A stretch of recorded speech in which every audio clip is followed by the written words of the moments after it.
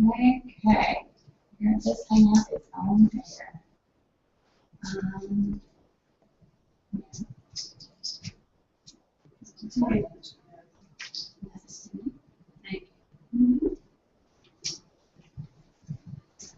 All right.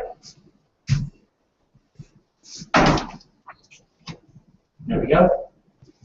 So if anybody's here for anything other than Power Session 4 prospecting, you can exit stage right, or you can exit stage left. Or just say. All right, for some of those that I have not met, what have you heard about me? What do you know? I heard you were great. Okay, let me give a little bit of my background. I'm Wayne Hankins. I am currently the operating principal of Keller Williams in Chapel. I've been in real estate since late 1988, early 1989. I have been with Keller Williams since 1999. I started with them in the second office in the state of California in San Diego, and I've been with them ever since. Can't imagine being anywhere else. Was fortunate enough to have in this office around 2006, I think. Love teaching, but I like having really interactive classes. Okay, so a little word of caution: if I talk fast, that comes naturally to me. I'm a high D, so I like to get to the point, talk fast, move on to the next subject. If I'm going too fast, you have permission to throw something at me to catch my attention. Because the most important thing is you get out of this class what you want to get out of this class. Okay? How many of you know your DISC profile? DISC. Okay. How many of you are high Cs? That's good. That's a good start. Okay? Because here's what I'm going to say. When it comes to teaching this class, okay, the high Cs are going to want me to go page by page, line by line, and they are not going to be satisfied unless I go through the entire book that you have in front of you, word by word, and explain it. Okay? So the fact that we don't have any C's in here, we will not be doing that. Right? The high D's want me to not even have the presentation or change pages, just leave it right there and just get to the point and start talking and get to the nuts and bolts. Okay? The I's and the S's are going to want me to give real life relation of real estate to the material. Okay? In other words, use the page as a placeholder for here's what we're going to talk about, but we're not going to go through those materials verbatim. We're not going to read them line by line. Hopefully you've already done it. But let's talk about how real life real estate relates to that topic. And that's really the way I prefer to teach. Okay? So if you guys and you online are okay with that, that's the way we're going to approach it. I think that's good. Okay. All right. All right. So today's topic is prospecting, and I realize that you online are not going to be able to read when I go over to the board, so I'll try to talk you through this as well. But prospecting, the main job you have in real estate is lead generation, right? And lead generation is made up of two very distinctive features. Lead gen is prospecting and marketing. Now, what's the difference between those two? Prospecting is very proactive. I need to get high on these words. Prospecting is very proactive. It's you taking control of your business, you going after the potential business. Marketing is much more passive in nature. It's putting a flyer out there with little tear-off tabs and hoping somebody calls you. It's posting stuff out there on Facebook and hoping somebody responds to it, right? So there is the passive prospecting and the active marketing. At Keller Williams, we tell you that you should have a prospecting-based business and a marketing-enhanced business. So it's great to do the marketing. It's great to post to Facebook. It's great to announce, hey, I just took a great class. Or it's great to announce, hey, I just took a great listing. But that's supplementing the primary focus of lead generation, which is face-to-face, belly-to-belly, hand-to-hand. Okay? Does that make sense? Okay. And prospecting is what this class is all about. Proactively making your business move forward. Now, there's also some secondary benefits to prospecting. It can be a lot less expensive. How many of you are in real estate not to make a profit? Not to make profit. Not to make a profit. Anybody? No. That's what the purpose of business is. Now, some people will take a negative connotation to, oh, your business is all about money. Well, the money is just a resource to use to either fund your passions in life, and those passions in life can be supporting a charity, it can be supporting a church, it can be living a great life, taking a great vacation. So take the negative connotation, the fact that your business is there to make money. The more money you make, the more people you can help, the more vacations you can take. That's all part of it. The interesting thing is we interviewed somebody going through licensing school right now at our Chapel location. It was interesting. First time we met, we said, well, out of curiosity, how much income do you want to make on an annual basis? And they said $100,000, which is a team leader at OP. You're thinking, that's a great response, okay? Because this is definitely going to be somebody who's going to be a county agent and all that good stuff, all right? But then they went back and read a real estate agent book again. And they watched some videos online of our culture and how we share, how we get involved in our community. And they came back and they said, you know, we rethought this whole how much money we want to make. We really want to make $200,000. And I go, well, what changed? And they said, well, we've decided we want to give half of what we make away. And $50,000 isn't going to be enough for the charities we want to support and stuff like that. So we'll make $200,000 a year, so we can give $100,000 to charities and have great life and things like that. So the whole mindset changed around the benefit of the money. Okay. So when you're going to run a profitable business, wouldn't you like to do it in a less expensive way? Well, how expensive is it to pick up a phone?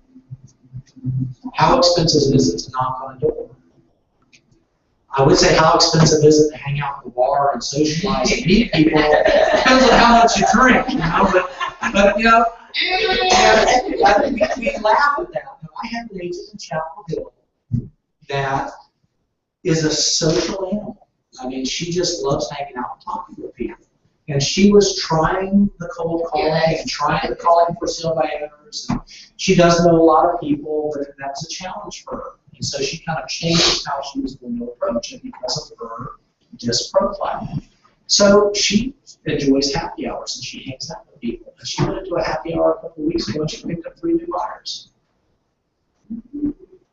So again, it's the activities that lead to, and if you proactively know you're going out there to socialize but to generate business, it can be less expensive than doing the 50-cent mailers or dollar mailers or $2 or $3 sometimes hard printed copies of newsletters and things like that. Okay? So that's why we put so much emphasis on the prospecting aspect of it. Is one, it's proactive. You're taking control of your business by prospecting versus marketing. It can be less expensive, which leads to a more profitable business if you do it right. All right? So that's going to be the focus of today. There we go. All right. So talk to me a little bit about where you guys are at right now with your daily goals. How are you doing? What challenges are you having? I'm not asking you for a report them because I did well and you didn't do well. We're not going to get into that emotional side. Just talk to me about, is this challenging to add 10 people a day to your database? Is it challenging to call 5 people out of your database, to write note cards to 10 to 15? I'm saying, if y'all can't see on the lines, so talk to me about that. Where's the challenge coming from? What is so challenging about it? Let's work through that issue. Well, my notes, I end up writing a letter instead of a note. Okay. And I'm like, well, okay, I'm already run out of, you know, because it's supposed to be short and sweet, and it's like, okay, now I don't have time to ask for the referral. Okay. All right, so out of curiosity, what is your personality profile? What's your tips? So, yeah, you're that person that can say what you need to say in 2 sentences, but it's more fun for you to do it in a paragraph and a half. Yes. People complain to me a lot. Sometimes, hey, this is a very simple business. It's not always easy because, well, number one, sometimes we get in our own way. Okay, so part of that might be, you know, understanding that is not necessarily what you say in the note. It's not necessarily the material that you send them is what it says. It's more about that you do it consistently over time. Okay? Trust me. Just like I'm a very high D. Okay? Direct to the point. I would write it up here on the board, but I'll give you this sentence. I want you to think about the sentence. Think about the words. I didn't say Pam took the book. Right? I didn't say Pam took the book. How many different ways can that be interpreted? I didn't say Pam took the book. Jennifer said Pam took the book. All right? Some person might hear that sentence that way. Okay?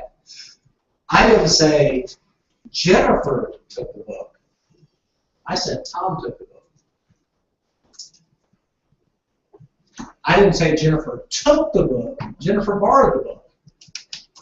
I didn't say Jennifer took the book. Jennifer took my phone, not the book. That one sentence, okay, just the words alone, if you read it on the words, 10 different people will interpret it 10 different ways. Now, when you add tone to how you say it, and inflection on how you say it, and where you put the emphasis in that sentence, then it can be interpreted a different way. So when you're writing the notes, what percentage of the people do you think that read that are really reading the note? Probably not. Some might, but I'd say the vast majority of people are so thrilled that they received a handwritten note from you that they are glossing over what it actually says, and they are so emotionally involved in the fact that your signature is handwritten on there, they don't care what you said. Now that's the reality of it. I agree. That's I've had people like thank me for writing it. Thank you. Right. Like it blows people's minds that you take the time to write a note. Like Exactly. even just people like example, I was at a party and I connected with somebody. I sent a note the next week and said, it was great to see you. I'd love to sit down and chat sometime about, what your plans are for listing your house. He saw me at a restaurant, went across the restaurant and said, thank you for writing me that note. I was so impressed. That's perfect. And that proves my point. It is more about the fact that you did the activity. So simplify. I mean, you don't want to write the same thing every time you talk to them on the phone. We're talking today. Talk to you again soon. I mean, you say that every single time. Eventually, they will start reading the note. Wouldn't they just write 50 copies of this and say one every time you talk to me? Yeah, but you don't need to get overly creative. Okay, that's where you do need to somewhat adjust your personality just a little bit, just tweak it a little bit. It takes getting practice to modify your behavior.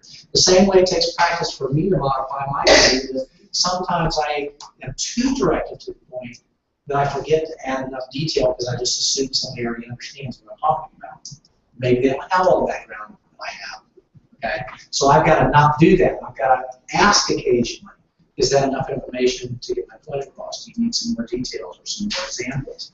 I have to ask that instead of assuming like I normally do. So we all have to modify our personalities. So, what other challenges do you have with that? Any challenges with getting the 10? Everybody can find 10 new people a day? So that's a challenge. Okay, they're nodding their heads. They're somewhat mumbling, but they're nodding their heads. Okay. All right, so let's talk about what are you currently doing to find 10 new people a day? Because I got a great exercise if you need a great exercise for doing this. All right, what's a great exercise? Okay, go get a copy of a phone book if you can still find a copy of a phone book. I have one at home. Okay, literally, I did this with an agent before because I know she lived in the area for many, many years. And when I said, how many people off the top of your head can you think of that you know? Not that you have all their contact information, but just that you think you know. And I mean, she could not wrap her head around knowing more than 30 or 40 people. And I go, let's do an exercise. I'm going to get a phone book. And I started with the A's. And I just started naming names from A's to B's to C's. By the time we got to C, she had 150 people. She goes, I know somebody with that last name. I know somebody with that last name. And then she started thinking about the first name. And then she started thinking about, I ran into them just a couple of weeks ago. In other words, it was a memory jogger for her that she needed to get outside of her head her limiting belief that really she just didn't know that many people. And she actually continued that process on her own. She ended up with a database of over 950 people. Now, I would not recommend that you put them all in your database in one day, because that's going to lead to some additional challenges when you have automatic follow-up plans where you're supposed to call people based on when you put them in 10 days later. Put on 900 and 10 days later, you can call 900 people. So this is where you break that down into, if I know 100 people, put 10 into my database from that list every day. Launch them on action plans. Start following up with them. Start calling them on that 5 calls. Start following up with no cards. Okay? Proactive approach to building your database. If you have belonged to a church, now, some of you are going to say, in the back of your mind, well, I can't market to my church. All right? Don't market to your church. Just make it a goal of yourself to personally meet everybody on your church over the next year. Not for the purpose of business, but just meeting new people. Now, if that leads to new business, that's great. But are you telling me how many of you have congregations that are more than 100 people? I know a lot of people with congregations of thousands of people. Okay? So you take what you should be doing naturally is getting to know the people that are associated with you in that church. One at a time, just make it a goal to meet a new person, new people every single day or every single week. Okay? I have a quick question. Sure. When do you think would be a good time to put them on a 12 direct or a campaign, or do you feel like a campaign may not be most appropriate for someone that you meet, like at your church or at your children's school? Like, when should you start prospecting? Okay. Or, The D. What do you think the D's are going to say? Now. D. Okay. No emotion. It's a process. Directed to the point. Okay. The C's are going to say it's a process. So, you know, when I meet somebody, the process is step 1, step 2, step 3. The I's and the S's, the relationship people side, are going to say, but I don't want to jeopardize the relationship. I don't want to come on too strong. And I get that. Okay. So the way the I's and the S's you approach it is get their permission. right. You know, after you get to know them a little bit and feel comfortable or confident in asking questions, say, you know, from time to time, I have some great information about real estate that I send out to people that I care about. I'd love to add you to my list. Would it be okay if I start sending you this material? And if they say yes, then you launch them on a 33 touch or 12 direct. So you can't get their permission. The D's are not going to ask for permission. It's going to become hell if I want you to go on my prospecting list, and they're going to get called, they're going to get sent stuff, and if they tell me to back off, I'll back off, and I'll move on to the next one, because the D's mentality is SW, SW, SW next. You know what that means? So what? Some will, some won't, so what? Move on to the next person. Okay? So your personality will either work for or against you, and you make a personal choice as to whether you want to modify your behavior because you get comfortable with it, or you're going to stick to your guns and you're just going to have to approach it differently. I mean, your speed of your business is going to be the speed of your personality. C's are going to be a lot slower, more methodical, take longer time, but they're more patient. The D's, it can never happen fast. They're the opposite end of the extreme. Okay? Does that answer your question? Okay, good. All right, so what other challenges? Challenge picking up the phone? Okay, all right. We have a challenge picking up the phone. Nobody else is making this, okay? So what's the challenge? What is it about picking up the phone? Is it uncomfortable? Is there fear? Is it don't know what to call, don't know what to say? All 4 of those, yeah. Welcome to real estate. You're just like every other agent. I mean, you know, I use my wife as an example a lot. You know, she's been in the business now about 5 years. She's done phenomenally well. But honest to God, this was her comment when I finally convinced, I didn't really convince her, I didn't later off, and she just said, I'm not going to do it anymore. So it's real estate or nothing. But when she came in, honest to God, this was her response. I'm not going to be a salesperson. I don't like salespeople. I'm not going to be one. I remember Tammy saying that. She goes, I am not doing those darn scripts. They sound canned. I would just not do it. You know who teaches scripts in our office? She is the script queen. Agents tie her down on a regular basis to get to listen to her on the phone and walk into those landlords because she just is well. And she said yesterday, because we were in a team meeting yesterday, and she goes, you know, I was doing really well, and I fell into that trap that we all talk about. I got really, really busy. I put 5 buyers under contract, all closing this month, and I had to do my lead generation. And we started a 66-day challenge. For the next 66 days, for 2 hours a day, we've got agents coming in, they're going to lead generate 66 straight days to create from the thing book. Okay?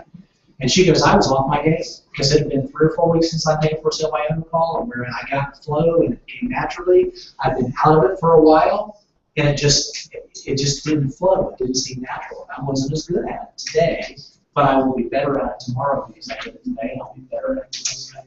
So part of it is just getting it flow. Okay? All right, but everybody has those challenges. There's a fear of picking up the phone. What's the worst thing that can happen? Hang up on you. SW, next. Okay, some will, some won't. So what? Move on to the next one. We kind of put that fear in our head. Okay?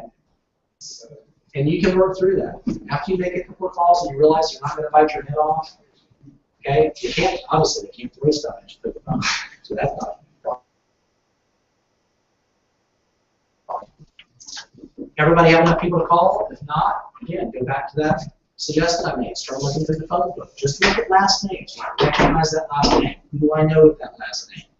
Where does that person live? Can I track down their contact information? Can I track down their email address? That's a good reason to call them. Hey, I've got some great information I'm sending out to people I really care about. And really, about the real estate business. I'd love to send you something when I get your email.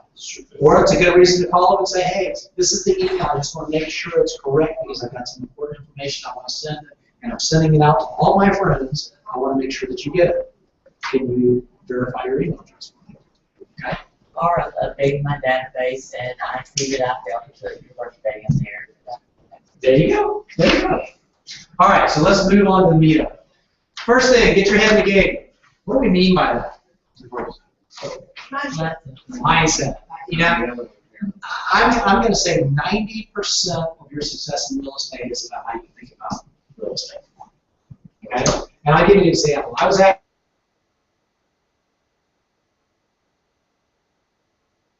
World War II. Completely isolated. It was a year-long tour. We got one break 6 months in for a week. Okay? There were 35 male Coast Guards in there and 65 male Japanese maritime self-defense people there. It was a rocking place. Okay? Not a lot to do. Now, the difference between people that had a good time there and a bad time there was their attitude. Those that got there and said, wow, this is cool. I can stay here for a year and there's an adventure every single day, had a great time. Those that every day they marked off on their calendar, we're at 365 days, now we're at 364 days, now we're at 363 days. It was all about time left until I got off the island. They were miserable. Okay?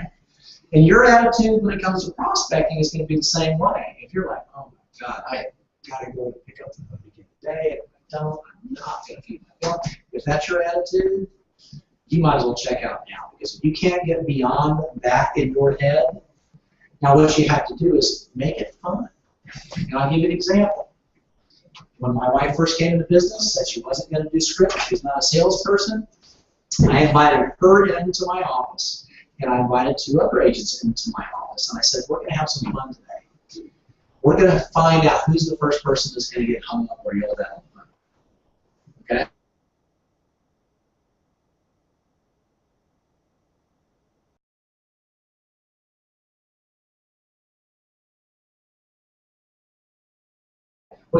That's basically would love to come by and see your house because occasionally I have a buyer that's looking for something called a listing service. We can't find it, so I go to my secondary list, which is properties that are sold by seller.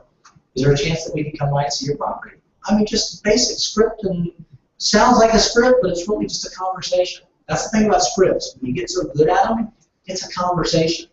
It can sometimes go this way, and sometimes go that way. And when you hear their tone and you hear the words, you just kind of lead the discussion. That's all it is, okay? So I was going to make a call, and each of them was going to make a call. We were just going to do round robin. So Buffy, first time,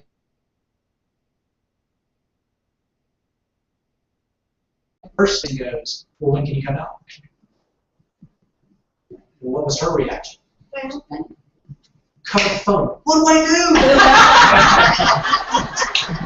I'm just saying, isn't this fun? Who knew? That was going to happen so quickly.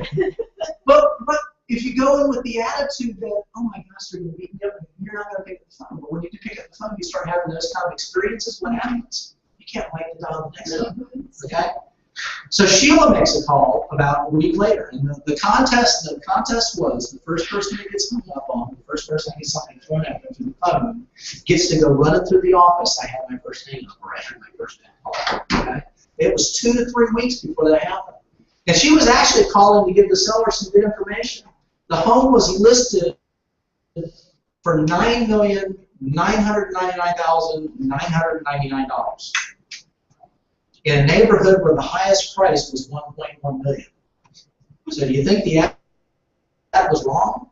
Yeah, it was the wrong price in the ad. So she called and said, "Hi, my name's Sheila Hankins. I'm with Hankins Realty. I just wanted to click." Didn't even get the words out.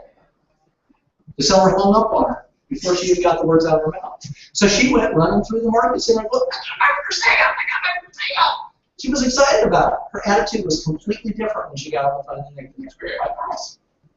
Attitude means a lot when it comes to prospecting. If you go in with the idea that we can make this fun, it's not going to be as bad as what everybody says it was, and everyone I've ever done for somebody I have calls with after they've done it for a while says that wasn't near as bad as what everybody says. So your attitude will give you the opportunity. That's about what getting your head in the game is about. All right, so where are we in terms of this process of actually what funds our passions in life? Getting to a payday. All right? Getting leads and appointments. That's what prospecting is about. If you follow the process, unless you get leads and don't qualify them, good lead, bad lead, internet lead, for sale by owner lead, get all those extra adjectives out of your head. A lead is a lead is a lead. It is a starting point that potentially will lead to business. That's all it is. Okay? Because I hear agents all the time saying, "Oh, that lead stunk. We went nowhere with that lead." Okay? Well, that's going to happen. Think of leads as being like a deck of cards. Right? When you buy a deck of cards at a store and it's still wrapped in plastic and you open it up, how many cards are in there? 54. 54. Why?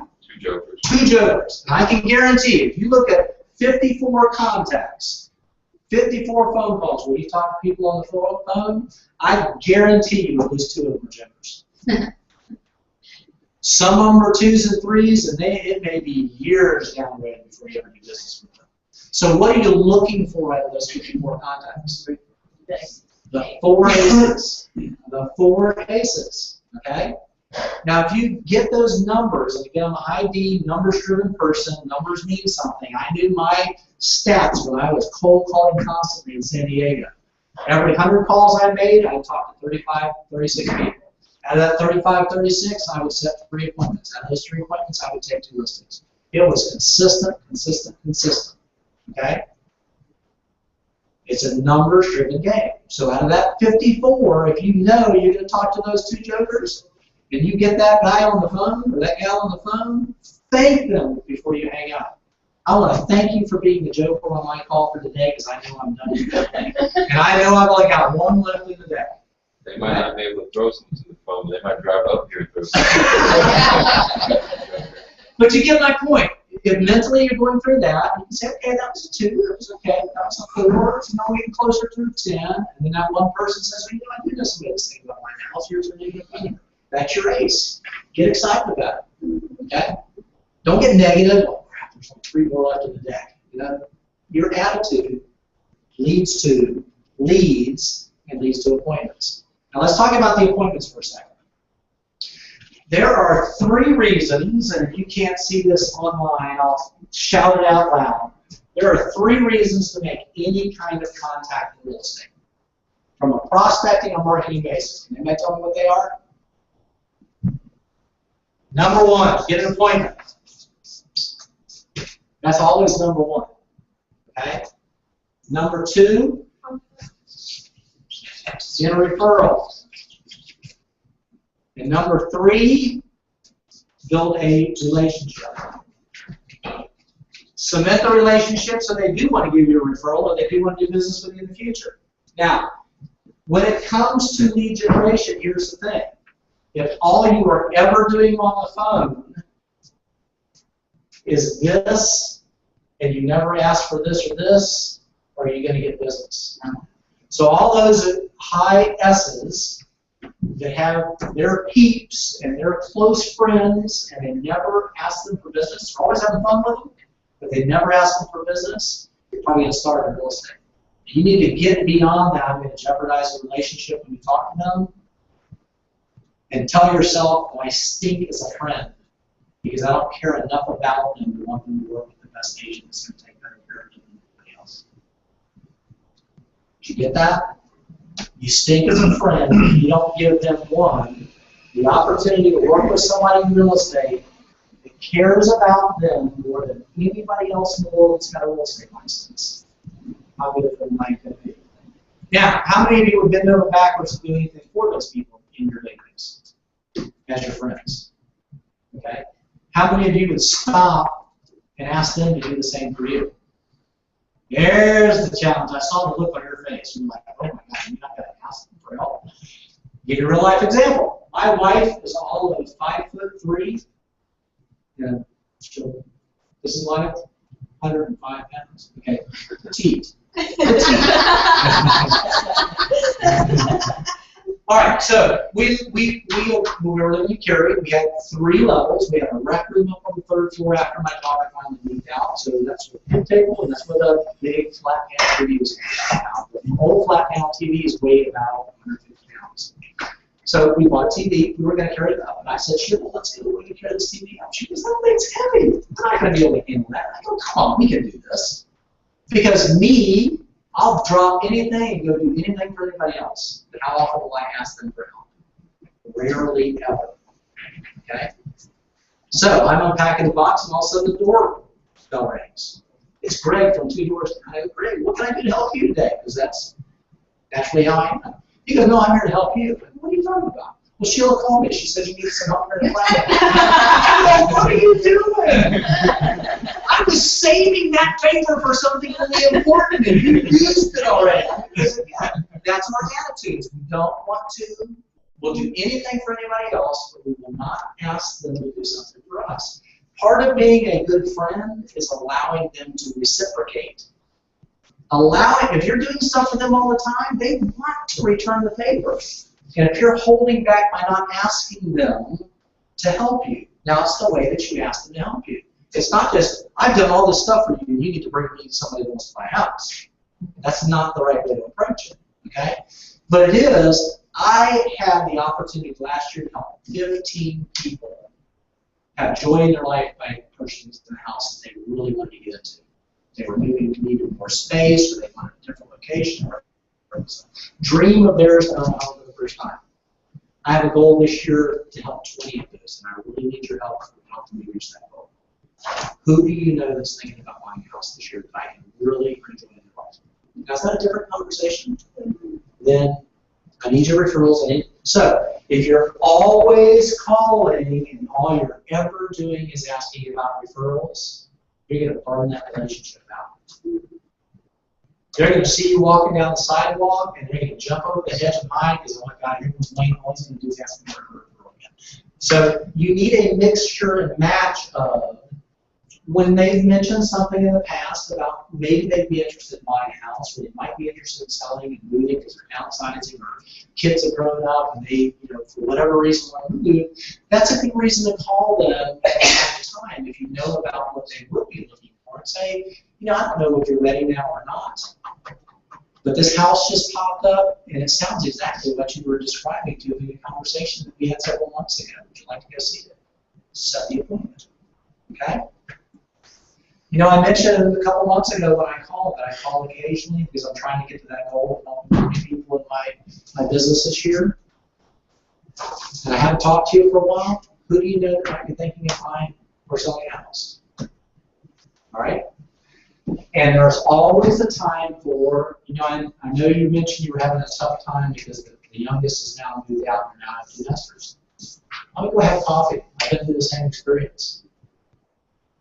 Build that relationship. So there's time for all three of those. You just got to be focused when you do prospect that you understand. We're going to go through that process of knowing what the purpose of my prospecting today is. Is it to build a relationship? Am I just looking for referrals? Or am I going for an appointment? Or am I doing all three? It depends on what opportunity presents itself.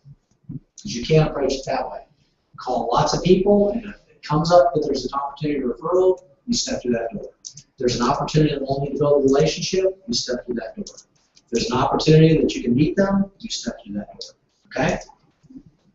But it all starts with prospecting to get leads, to lead to appointments. This thing's losing its mind. There we go.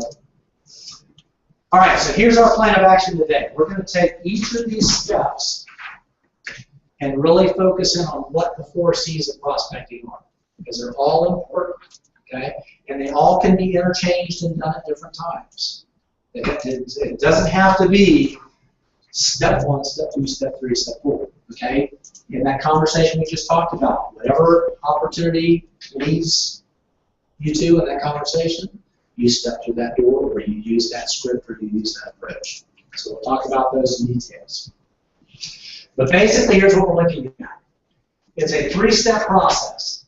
Prepare, take action, and maintain. So what do we mean by prepare?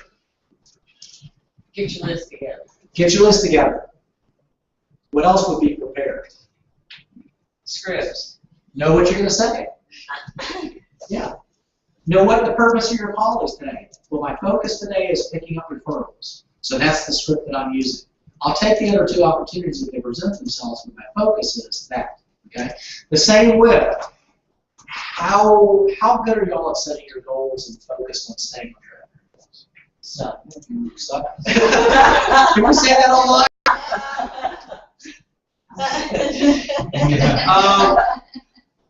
Yeah, I mean, here's how focused you can be about lead generation. Okay? And I realize this is a segue, so hopefully y'all can follow along. If you are so focused on achieving your goals that you're willing to do this, this is how you should structure your day, your week, and your month, and your year. If you work through an economic model, maybe a real estate agent book, right? Work through the economic model. And you know how many appointments, listing or buyer, you should have each week. And let's just say it's 1, okay? So you need 1 buyer appointment a week and 1 listing appointment a week. If you are really, really laser focused and you really want to control your time, you will schedule your preferred time every single week in your calendar for when, if I had my choice, my listing appointments would be every Tuesday evening. Now, I say that because Tuesday evening, if I get them to sign the paperwork on Tuesday, I can have that listing up and in MLS by Friday, right before the weekend when the buyers are out, and that's my process. So when somebody is on the phone and they say, well, yeah, I have been thinking about selling my house, I go, well, I've got Tuesday evening at 7:30 or at 6 o'clock or better for you, because I've already got that on my calendar. I'm there to fill that appointment, right? Fill that appointment. If you're talking to a buyer and you prefer to work with buyers on a Tuesday or a Wednesday or a Thursday, you have that appointment in your calendar. That helps you schedule all the other things you have to do, right? So when the buyer says, well, yeah, I am interested in buying a house, you're not saying, well, when would you like to meet? Because what are they going to say? Well, I'd like to meet you Sunday around noon. And look at houses all day long. Okay? Or they're gonna take control of your calendar. So you're more focused on accomplishing your goals. You're going to say, well, this week I happen to have a buyer appointment available this day at this time, and then based on how that conversation goes, I'll block this next week or this weekend on these hours and make those available specifically for you. How's that sound? And then you control your calendar. That's very, very focused. Now, what happens if you get to the end of the week and you've got your listing appointment but you don't have your buyer appointment? Where should your lead generation be focused? Fire. So what are you going to do? I'm going to do a couple hours of lead generation where I'm specifically looking for referrals so I can schedule a buyer appointment because I'm one short and that's my focus to get that appointment. And if I take that kind of focus week after week after week, what happens to my business? It doesn't do this. Okay? It does this. It will create such an impact on your business that now your next major goal is setting appointments for your first executive assistant because you're going to have more business than you know what to do with. And you're going to need help to take all that administrative work off your plate. Now, is that a good thing or a bad thing? Good thing. Good thing. Okay? And then because they freed you up and now you're doing more prospecting and your business continues to grow and you've got all these buyer leads that are falling through the cracks because you just can't handle them. Now what do you need to do? Add a buyer's agent. See, this is all what comes from prospecting and growing your business. Is your business starts to take on the life of its own, and you find yourself running behind it to catch up with it, which is a good thing. Okay? All right, so then you take action. And the taking action is based on what your prospecting list is, the script that you're going to use. You spend some focused, dedicated time doing that activity, taking that action. Now, usually what I see agents challenged with is they get a little scattered in their business, okay? In other words, in a given hour of time during the day, just pick any day, they probably made a couple of calls about a closing coming up. They probably made a couple of calls about prospecting or following up with a client that they've been in touch with. They've probably done a little bit of research on their next vacation online on the computer. You know, name any 10 things. They've probably done all 10 in that hour. In other words, multitasking kind of thing. How much of any one of those do they do efficiently? None. Very little. By focusing and concentrating on one activity for one solid period of time, whether it's 30 straight minutes or an hour, and I say 30 straight minutes minimum, okay, or an hour of concentrated, this is the purpose of this hour, and nothing else gets involved, you will be amazed at how efficient your business starts to run. Now, we talk about 3 hours of lead generation a day, and everybody mentally, here we go back to that psychological thing. 3 hours? Are you kidding me? Half of you can't focus for longer than 10 minutes. You can imagine trying to focus for 3 hours, okay? So here's what I say. Create the habit first. You know, prepare the night before. This is the calls that I'm going to make tomorrow morning, okay? Take the action. Until you can do this consistently 5 days for 30 minutes, I can't imagine you can do it 5 days for 3 hours. It's just not going to happen. So create the consistency. Call for 30 minutes. And once you can do that for 2 or 3 days consistently, increase that to 45 minutes. If you can do that consistently, increase it to an hour. Then increase it to an hour and a half. And as long as you want more business, you just keep increasing the amount of time that you do it. But minimally, you need to commit at least 30 minutes to it, preferably an hour. Because really the plan was, you take 30 minutes to an hour to prepare, you make an hour with phone calls, you do an hour with follow-up, and making, you know, updating your database with all notes and appointments and stuff like that. So it's really an hour of calling potential. But there are some, this is done for them, where they do it the night before. They spend a solid 2 hours taking action, and then they spend about 30 minutes following up and updating the database and moving the business forward. But you've got to create that consistency when it comes to prospecting. Prepare, take action, and then follow up. The reason this maintain is so important is, think about tracking results. What does tracking results do for you? Shows you how productive you've been. Shows you how productive or non-productive. Okay. What else? What you need to work on. What you need to work on. That's perfect. What do we mean by that? Well, if our preparation takes, instead of it taking an hour, it's taking us 2 hours, then maybe we need to refocus what we're doing. Okay. If our action, you know. All right. So for those of you online, we're going to do this. Calls, contacts, Appointments.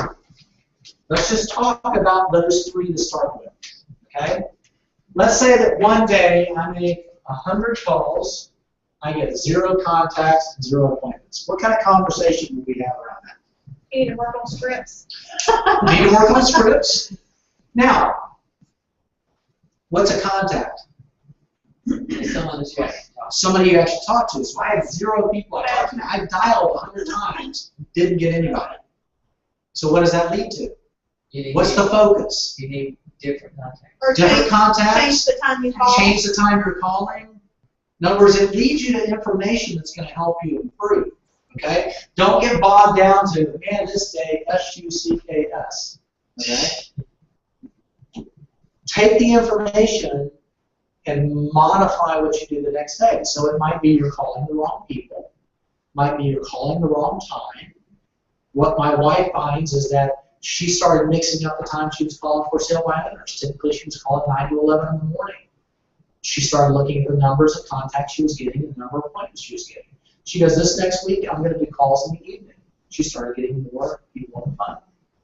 Okay? So it allows you to make adjustments to your lead generation and your prospecting. So what have I got? I'm going to go back to you so remember this. Called 100, I talked to 50, and I got 0 appointments.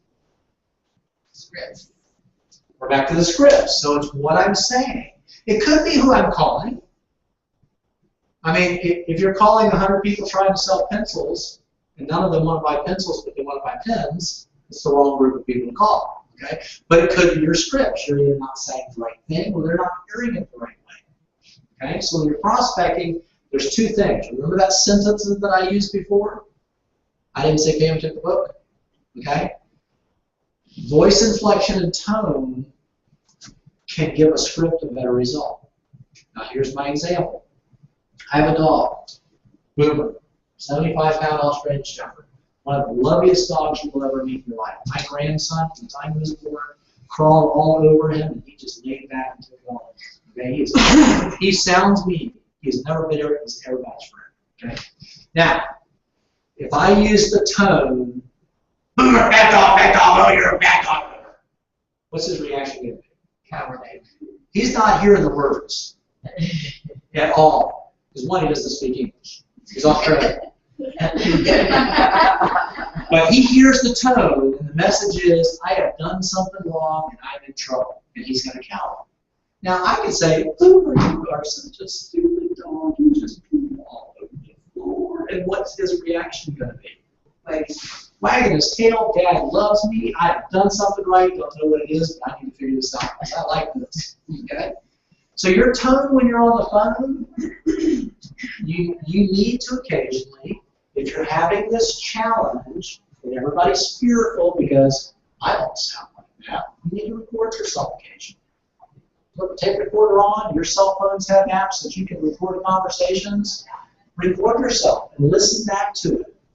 Am I saying the right words, but it's coming across the wrong way? Okay? All right, so what if we have 100 calls, 10 contacts, and 5 appointments? Great day. It was an awesome day. Now, hopefully you know what you're doing right and you're doing wrong, because whatever that is that you're doing, I definitely want to keep that up. Again, tracking the numbers leads to modifying how you're approaching it to get a better result. That's all it is. Now, what do we call that tracking of numbers? It's that 4-letter word called accountability. See, if I used accountability instead of tracking, what was y'all's reaction going to be? Oh my gosh, you're going to hold me accountable to these things.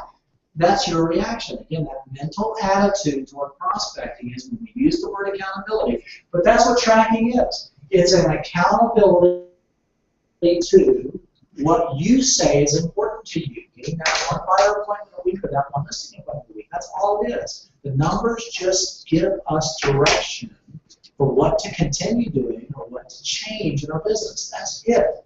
So it's important that you track that because it's going to lead you to get better and better and better results. Okay? And that's accountability. You should be excited about that. If you don't track, do you think this is going to happen?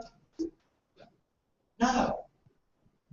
Okay? If you don't track what that time of the day that you're making your calls and see where consistency, Tuesday evenings is the best day to take a call. That's where I get my best results. If that was me, I would not call Monday through Friday. I'd just call Tuesday evening because that's when I get business. And then I would be expanding the number of hours that I call on Tuesday evening. And folks, now how many of you would like to prospect one day a week and get all the business you could use? That would lead to that. If you map that out and track those numbers, that's why you track.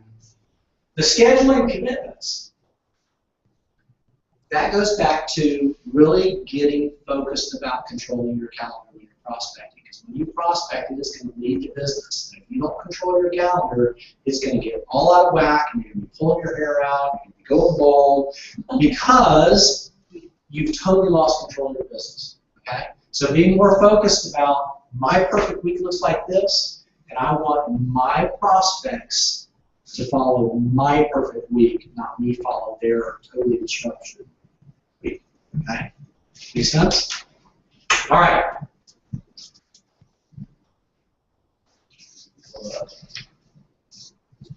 So, everybody stand up. Let's get some energy in the room.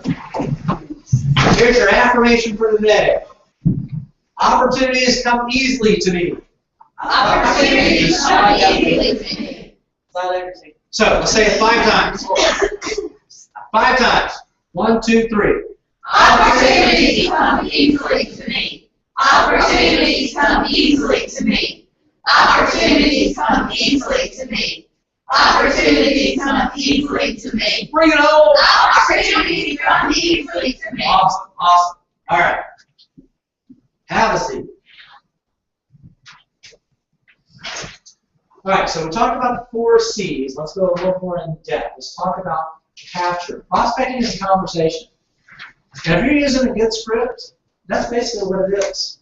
I mean, if you've seen anybody in front of an audience before pay good money, whether it's a band playing songs or whether it is a speaker on stage, do you think that's unrehearsed?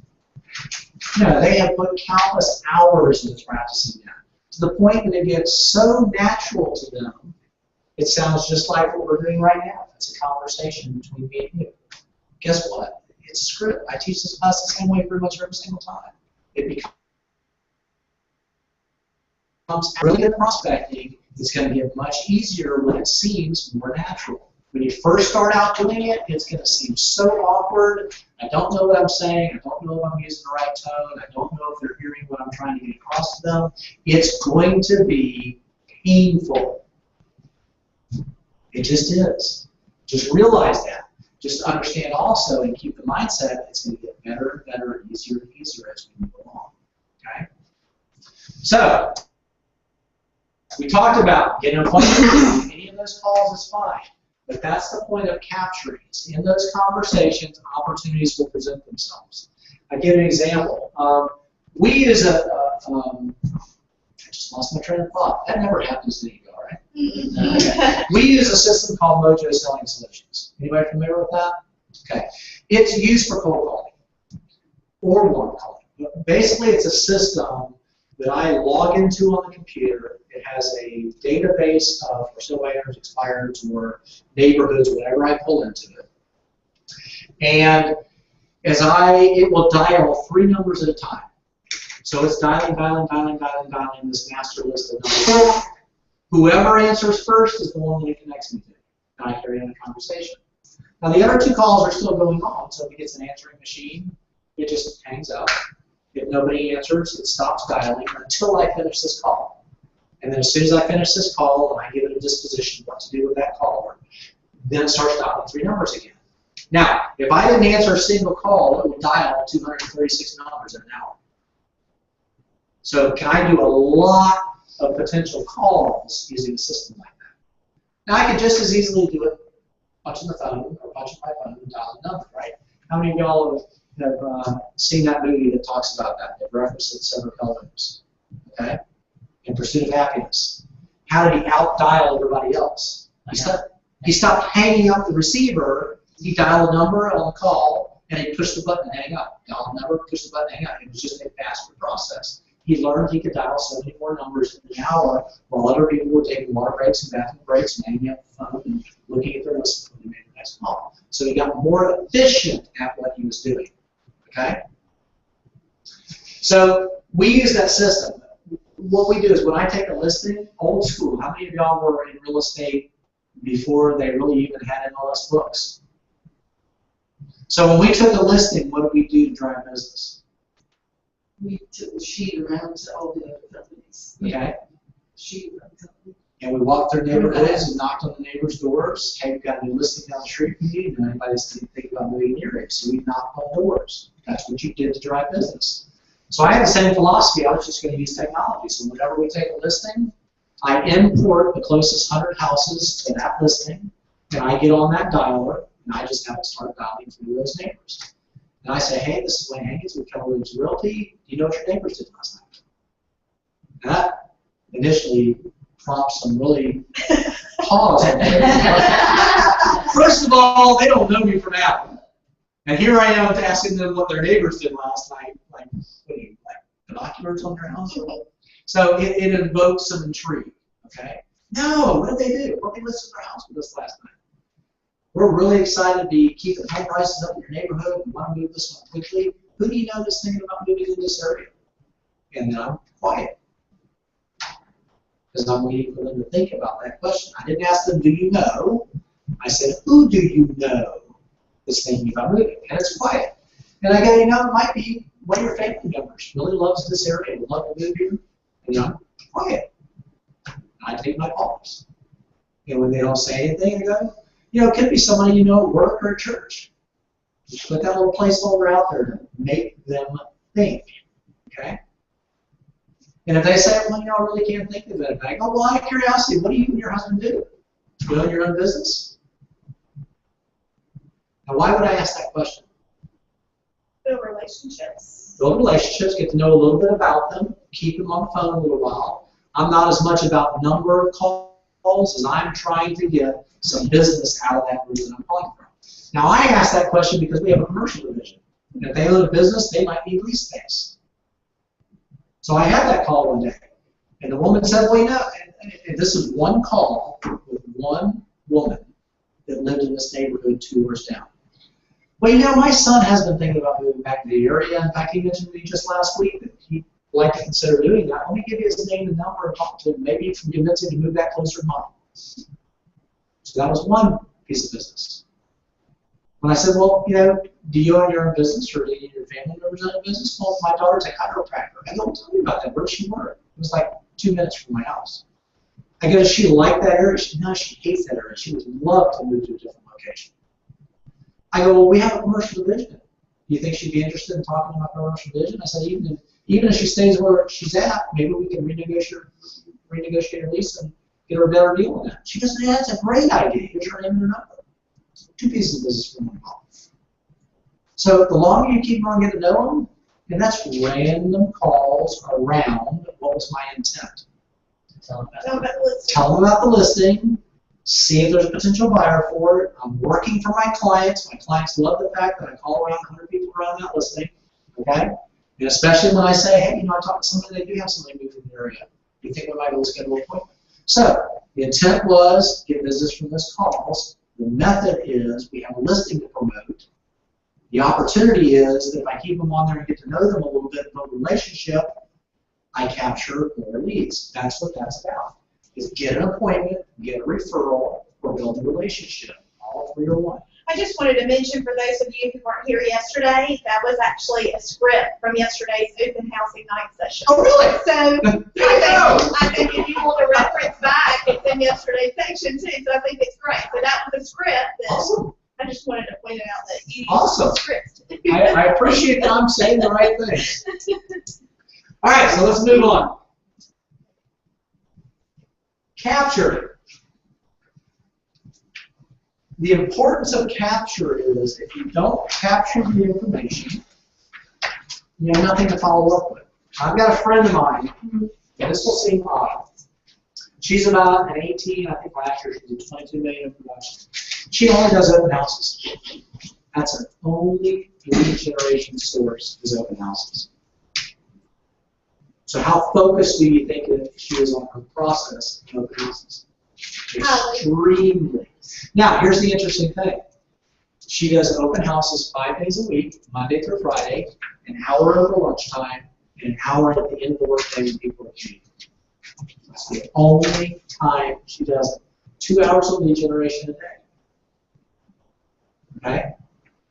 Now, when you walk into her open house, and the reason she does that is because it's in San Diego. People get tired on their commute. On the weekends, they're gone to the mountains, or gone to the beach, or out with their kids at soccer games or something, trying to knock on their door. Nobody's home on the weekend. 3 years I lived in San Diego, I saw my next door neighbor twice. Literally, I'm not joking, twice. Okay? Didn't even know the two next door to them because they were never around. So, people go out at lunchtime. God, I would love to not be driving 45 minutes to work every day. There's an open house sign, boom, they can drive down the street, so she only does it on high traffic roads, lunchtime, and when there's a meeting on. Because they're stuck in traffic, might as well take a break. Now, when you walk into her open house, let's say this is the door. Let's say the door swings this way. She has a podium right there at the front door. And where do you think she's standing? The only place that you can get through that door into the house. Right here. My sellers require that everybody that comes into our open house register, so please, I need your name, phone number, way to contact you in case you happen to lose something here or you forget. She's very focused about, I need to capture information. Okay? So she does the old school stuff. If it's a blank sheet, she fills out name and number and information, so people will follow suit is what's already written on the top of the page. Okay? But she is focused, and here, I've seen her say, well, if you're not willing to give me contact information, my seller doesn't allow me to let you in the house. Sounds kind of cold. SW, SW, SW, next. Okay? Now, when they do come in the house, she doesn't hound them. She will, stay on the same floor that they are on. She'll talk to them casually. If you have any questions, I'm here, but I don't want to invade your space. Okay? But then, after she captures the information, what do you think she does next? And she is relentless with the follow-up. Relentless. Now, she did get a little softer in her approach down the road because she again started tracking her numbers, number of people coming through, number of people that came to the house, number of people when she called them up, she had good contact information or a good email address. And she was finding out for over a period of time, yes, people were writing information down, but it wasn't always a real number. So when it dropped to about 50 to 60% of people that were giving her good contact information, she switched to a different approach. She had a drawing for a dinner for two at a restaurant that was in the area. Okay? And she would say, we draw for a dinner for two every single week when everybody comes in our open houses during the week, and we notify you on Saturday as to whether you want one or not. And the only thing you have to do is answer 3 quick questions as you're walking through the house. What do you think about the price of the house? What do you think about the condition of the house? And if there's anything you would recommend the seller would change, what would that be? 3 simple questions. If you'll fill that out, fill out your contact information, I have to have all your contact information or you're not entered into the drawing. Again, popular restaurant. We don't enter into the drawing. 90% of the information she started getting is correct. Okay? That's a way to capture the information, because without the capturing of the information, you can't take that next step, which is to connect. Right? Questions about that? All right, so let's talk about connect. Again, there are materials, and I encourage you, these are great scripts to use. Okay? And we're going to talk about mixing and matching them when we get a little bit further. But the next step is to connect. So in her process of connecting, she had a ready-made reason to call every one of those people back. What was that? Tell them they want to lost. Tell them whether they won or lost. Okay? Jennifer, I'm sorry to tell you that you weren't the one that was chosen for the restaurant. But by the way, I'm having another open house this next week at these 5 different locations. One of those may be something you'd be interested in. Come back again and enter the contest again. You get a chance to win every single week. Okay? If you were the winner, hey, just want to let you know you're the lucky winner. By the way, I need a place to send you the certificate. So I need to get your mailing address, or I need to get your email address and I'm going to send it to you. Okay? So again, a way of capturing more information if you want more information. When you get them on the phone, they're excited. When's the best time to talk to somebody? When they're excited. Oh, that's great. I've never won anything in my life. Wow, that's really strange. How many contests have you entered? You know, what kind of business are you in? What do you like to do besides visit open houses on Tuesdays? Okay? It gives you a chance to get in and connect with them further in that process. So whether it's open houses, whether it's calling them back on the phone to follow up about something you promised to give them, it gives you a reason to connect with them further. Make sense? Okay? Anybody want to add anything from personal experience? All right, I'll give you an example. We can take this through the process again. Made a phone call one day. The woman on the other end of the phone, I was calling about one of our listings. Okay? Said, hey, we've got this great listing. I don't know if this is a good time to tell you about it or not. She goes, honestly, I am headed out the door right this minute. My daughter's first recital is tonight, and we're headed out the door. I go, well, I don't bother you now. That's more important. Could I have permission to give you a call back tomorrow or the next day? And they said yes. Okay. So, hung up the phone, captured. I already had the information, so I didn't need to capture. Okay. Tried to build a relationship, but they were busy, so I couldn't really connect with them at that point. Okay. But I did update the database and schedule the next call. When I called them 2 nights later, what do you think the first thing was out of my mouth? How was your daughter's recital? I tried to call you the other night, you were busy. My only question right now, first and foremost, is how was your daughter's first recital? I remember my daughter's first recital. What was yours like? And we talked for 15 minutes about that. And at the end of that 15 minutes, we went back to telling them about the house that we had next door. She goes, well, honestly, I don't know anybody that would be interested in that house, but I do have a friend that really wants to buy a house, but we're looking more interested in that side of town. I go, well, that's not town. We're happy to give them a call, give them whatever information they need. And I got a referral out. Okay?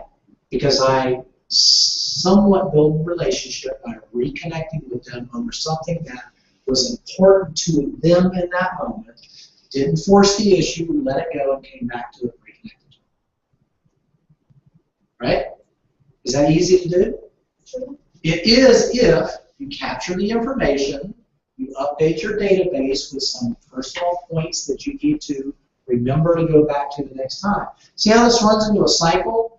You connect, you update your database, the next time you call, you reconnect using information they've given you before, you continue the relationship, you continue to build it. It makes calling them up that 3rd and 4th and 5th time so much easier because it's like calling a friend on the other end of the phone. The challenge we have with prospecting is that initial call, that initial contact, whether it's knocking on a door, meeting somebody in the line at the grocery store, which I've been known to do. I've actually even met people in a restroom before. Anybody want to hear about that? Okay. So I was joking with my wife one day when she got into real estate. I said, there will be a point in time where I will know you are really focused on real estate. She said, what will that be? I said, we'll be sitting in a restaurant, and you will, out of the corner of your ear, hear somebody mention they're thinking about buying or selling a house. And I said, if your head snaps off your shoulders, you arrived. And we were sitting in a restaurant having Chinese one day, and she overheard a conversation, and that moment was there. She overheard, well, we really want to buy a house, and I swear everything went. It's almost like The Exorcist. It happens. So that's happened to me before. I was sitting in a restaurant, having a beer at a bar with some friends.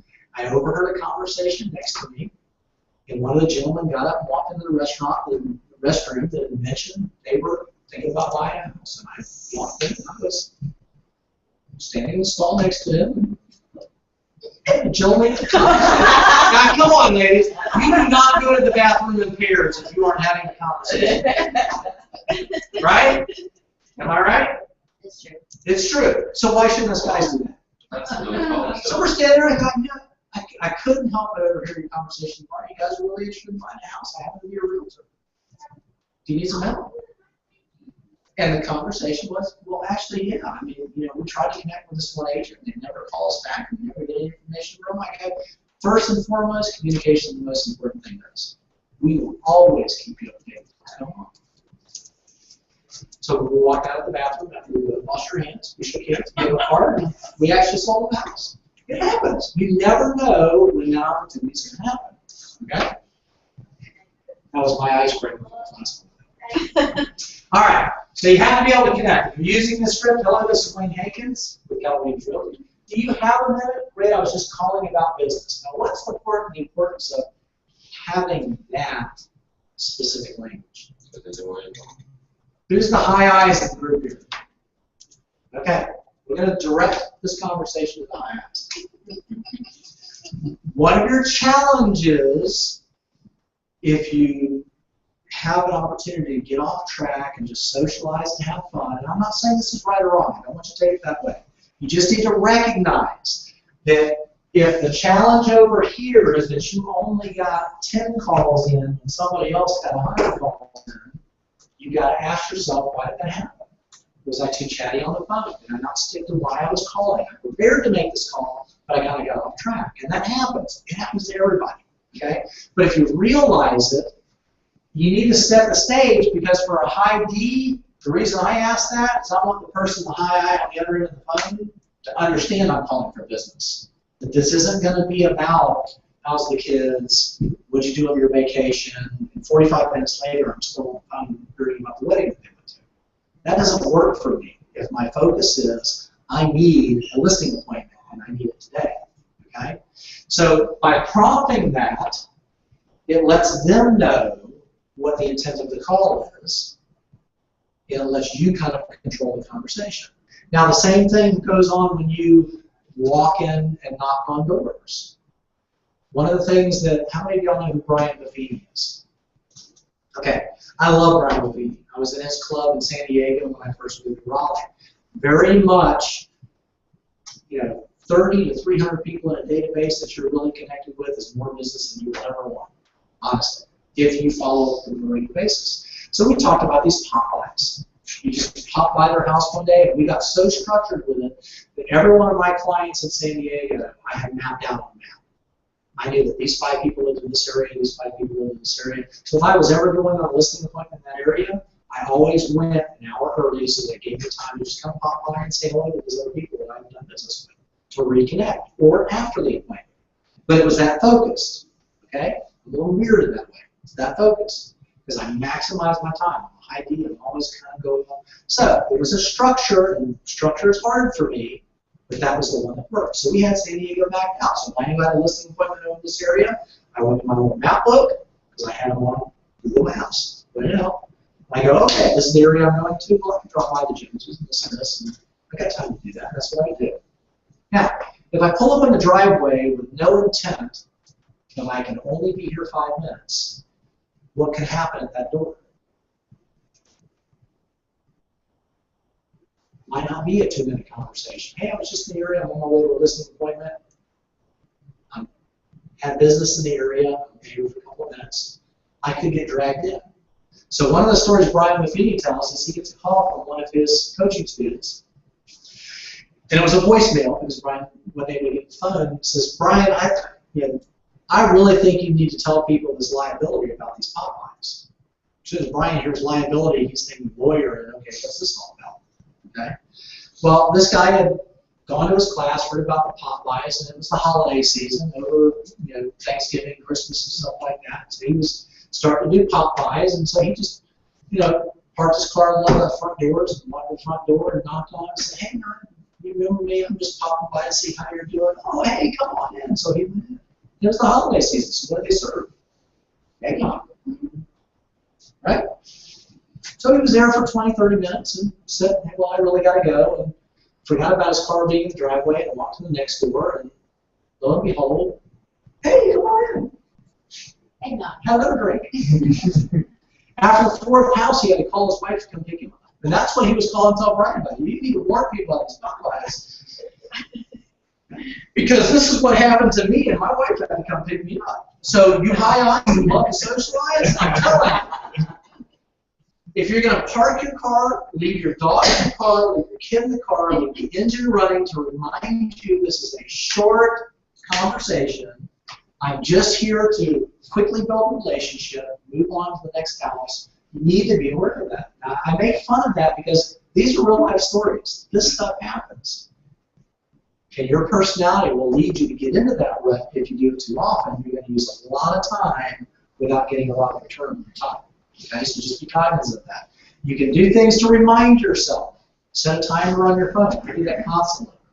Because if I'm in a class teaching or something like that, and I know I have another appointment, I generally will set an alarm for 15 minutes before I have to go. Because if I don't, I will completely forget. I can talk real estate 25 hours a day. It's in my blood. I love it. I can turn a real estate conversation into a social one. Okay? And I'm aware of it. So if I don't have that structure, I'm not very efficient with my time. I just know that about myself. So, point of connecting with business is lay that out there up front, if that's the purpose of your call. If it's just to socialize, don't use that line. Use something else to connect. Okay? Wayne, I was having a hard time with that script for a while, but I found that if I would have, see them at a social event or invite them to lunch, that it was much easier for me to call them about business, follow up and, call them about business, rather than not talking to them for 6 months and then saying, hey, easier this is for a you. business call for me. Yeah.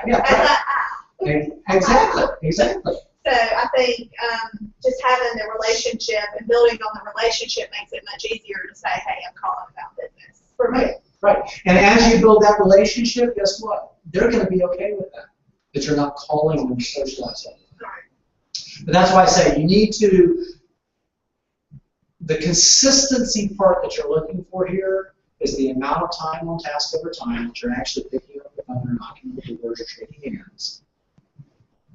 That's the consistent part. What you do on each of those conversations doesn't have to be the same. Now, obviously, if you're calling for sale by owners, it's going to be the same conversation all the time. But if you're doing just a mixture of lead generation calls, it's okay to go relationship versus appointment, unless your focus is appointment or unless your focus is referral. You need to mix and match it so it doesn't get stale. Good point. Okay, let's talk about some open-ended questions. What's the importance of open-ended questions? Start conversation. Okay, start a conversation. Any question will start a conversation. The open-ended, does everybody understand the difference between a closed-ended question and an open-ended question? I know y'all been building definitely know. So what's the difference between open-ended and closed? Closed is a yes or no. Closed is a yes or no. There is a definite this answer or that answer or maybe 3 answers. Yes, no, or maybe. Okay? So it allows the party on the other side, the receiving of the question, to end the conversation whether you want to or not. Which is why, if you ask the question, do you know anyone that's thinking about buying a house? What do you do if they say no? Now, if they say yes, then you can ask another question. Well, would it be okay if I gave that person a call? Could I get the contact information? Okay? But if they say no, guess what? Game over. You're done. Where do you take that conversation? Okay? Now, by doing an open-ended, where there's not a yes or no answer, like, who do you know is thinking about buying a house in your area? They don't have an out there. They've either got to be dead silent, or they've got to think and come up with an answer. Now, if they're dead silent, they probably are thinking about it, okay? But you may need to help them out a little bit. You may need to ask them. Well, it might be somebody you ran into at work, or it might be somebody that you ran into at small friend of yours, or it might be somebody that's you met at church last week. You can give them some placeholders to invoke thought, because that's how our brains work. It's like when you think of movie theater, what do you think of? Okay? If you think of favorite restaurant, the term favorite restaurant, what does that invoke? Good times. Okay, but it would be a name of a restaurant. If I said, what's your favorite restaurant? It's a category, but in that category in your brain, you have the name of a restaurant or two you prefer to go to. Same with toothpaste. There's that placeholder in your brain that you have 1 or 2 brands that you use consistently. Okay?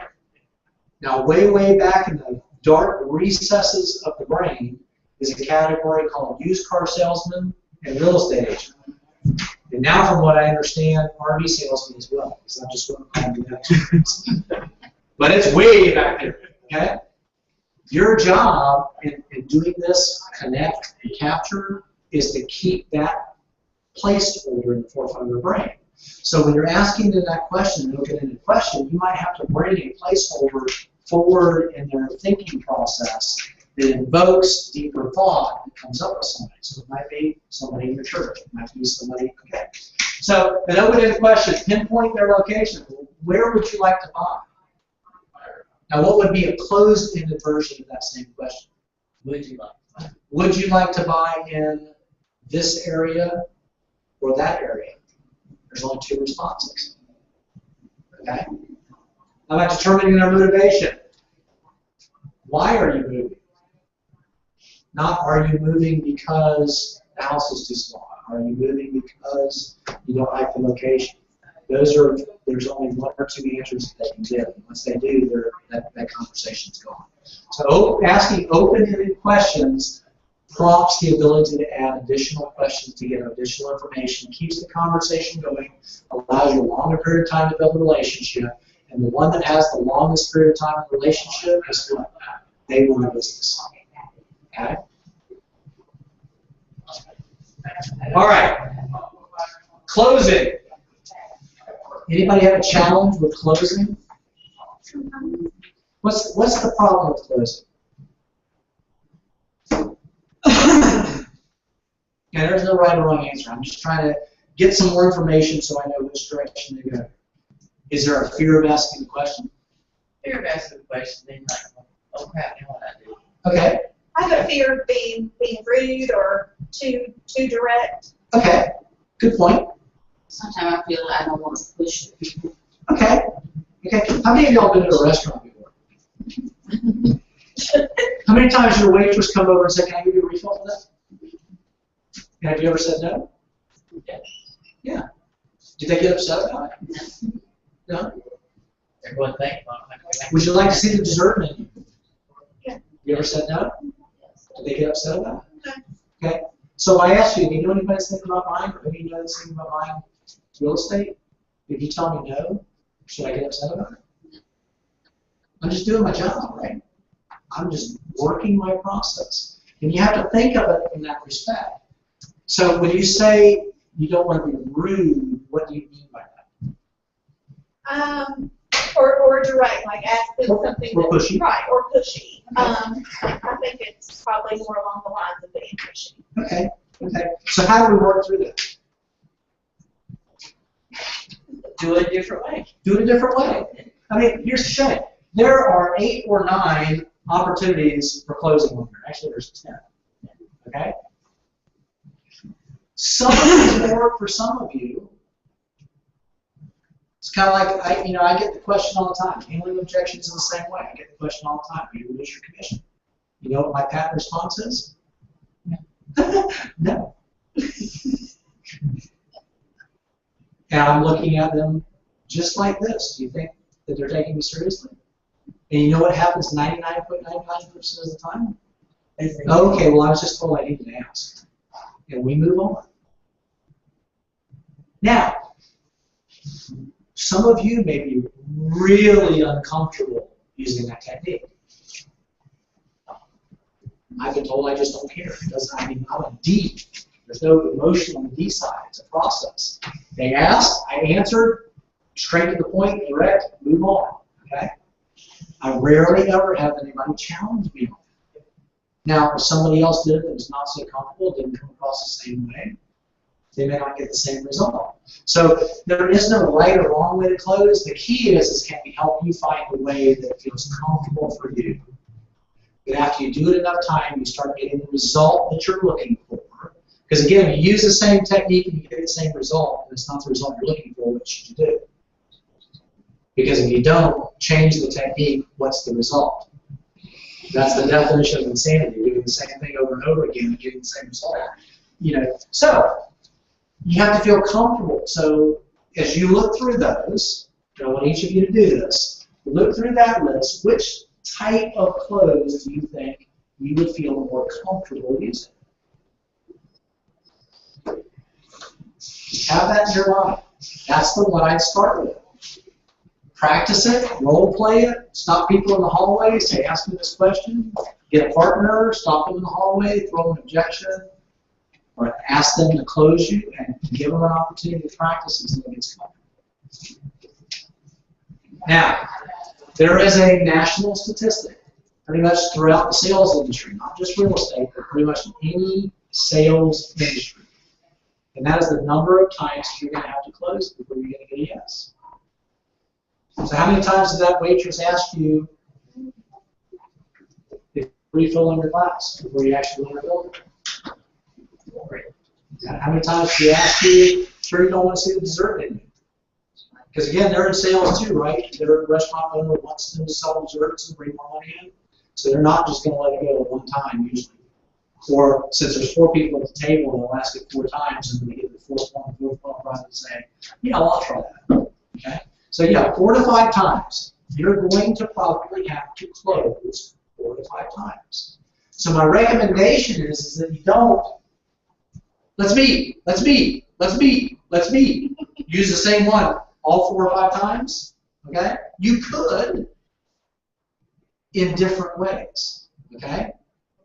Well, you know, honestly, based on what you told me, I think it'd be a good opportunity for us to meet. I've got, you know, what do you think? Kind of a test. Do you think it'd be a good chance for us to meet? They may say no. We talk a little bit further. They may say something now that invokes the same kind of response that we should meet. I go, well, you know, based on that, what you just told me, I think it could be a good opportunity for us to meet. I've got this Thursday at 5 or Friday at 2 o'clock. Which would you prefer? Now, same question, right? I just took it a little bit further in terms of giving them an alternative of choice. Does this time meet for you or does that time work for you? Okay? And again, they may say, well, I'm just not quite there yet. Now, you have a choice. You can stop the conversation there and let them go on about their way and come back to it at another time. Or if you're really focused and you go, I need this one appointment this week, that's my main goal is to set that appointment. You may not let it go. You may keep them talking a little bit. When another opportunity to close opens, you step through that door and you use a different technique or a different close, or maybe the same one again because they gave you the opportunity. Well, based on that response, it really sounds like we should get together. Or, you know, if you had a little bit more information, would it help you make that decision? And if they say yes, well, then it sounds like we need to get together.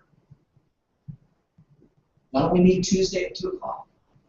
Or 3 o'clock or better for you? Again, you may have to try multiple times before you get the response that you're looking for. Your challenge is, again, not right or wrong, is that mental mindset of, can I get beyond that I feel uneasy asking them multiple times, or I feel like I'm pushing? And honestly, trust your gut. If you really feel like you're pushing, you probably are. Okay? And that comes back to, I need to practice this a little bit more, get a little more comfortable, try a different script, figure out an approach that's going to work for me. I was really focused on using the direct close. That's not working for me. Let's try a different style. Okay? And then just practice that different style and see if you get a better result. See if you can work through that challenge and it makes you feel better about your approach. Okay? Here's the thing. There is no little box in real estate where everybody operates the same. People will tell you that. Okay? There are people operating all around that box, all in that box, on the line of that box. I mean, they're all over the place. The most important thing is you find where you operate the most efficiently. It allows you to move your business forward. Okay? Questions about those closes? Again, those are in your shift book. They're in your Ignite class. If you ever want to practice those, I really recommend get yourself a scripts partner. Take somebody in this classroom and say, let's just meet for 30 minutes. And I really want to practice some of these and just get comfortable with what we're doing at 8:30. Yeah, I mean, in Raleigh, when I was a team leader in Raleigh, there was about a 3-month period there where all of the agents agreed it was okay for anybody at any time to stop in the hallway. And it got to be a real game to see who could throw somebody off their game. Now, at the end of that 90 days, what do you think happened to all their businesses? Oh my gosh, they were closing machines. Okay? You throw up any objection, and on the spot, they could handle it just from doing practice. And they made a game out of practicing it. So I encourage you to consider doing that. All right, number 4, cultivate. Whether or not you have closed for appointment or gotten a referral, once a connection has been made, it can always be strengthened. That's an ongoing process. Now, how many of you, on a scale of 1 to 10, 1 being S-U-C-K, and 10 being you are phenomenal at this follow-up process, where would you rank yourself? How many of you think you're 5 or below? Okay. How many think you're a 5 or above? Okay. How many are a 7 or above? Okay. You started kind of on the fence there. What would it take? Where are you at right now? What would it take to get you to an 8, 9, or 10? I think for me, it's just organizing and having A consistent process. Okay. It's just finding that process, fine-tuning it and figuring out. And I think that's the same for all of us. You take the most productive agents, they all get in a rut sometimes where they kind of lose their focus and they get off the process. I was an electronics technician in the Coast Guard for 20 years. Okay? Tuning radar, radio equipment, and there was a manual, step-by-step process of how to fine-tune it. I think it's important to tune a radar because you could be a half mile off course based on a radar fix and end up running your ship around and controlling it. Okay? So precision was important when it comes to things like that. So what I found is the technicians that worked in my shop that never got off task, never got off of step 1, step 2, step 3, step 4. When I would go back and inspect, because you always inspect what you expect, I would go in and do a follow-up test to make sure how accurate it was. Those that followed the step by step by step by step every single time, whether they had done it 1 time or 1,000 times, they never did not follow the process. Every time I checked them, it was right on. Those that tried to do it by memory, just remembered it, rarely ever was it exactly the same every time. It's the same with follow-up. If you get into the rut or fly by the seat of your pants and we had this closing and I didn't follow a process, so right after the closing I didn't get the closing gift, and a week later I didn't call them back up to follow up to see if they're still happy with their house, or they moved out, did you make it to your new location on time? If I don't follow that process every time, how good do you think we are cultivating that relationship? We all fall into that. So process is important. So if it's important for you to cultivate the relationship, that's the point of putting a follow-on process in your place that you follow religiously every single time with every single contact. How do you do that? Systems. Systems. Operation. And what systems do you have available at your fingertips in Keller Williams? Box. EDGE. Yeah. 12 directs, 8x8s, 33 touches. Okay? You can follow the ones that are there. You can create your own. The thing is you should constantly be improving those. I would be asking my clients after every closing, tell me about the process that you went through. What did we do right? What did we do wrong? If there was one thing that you would tell me that I need to do to improve for the next person that works for me, what would that one thing be?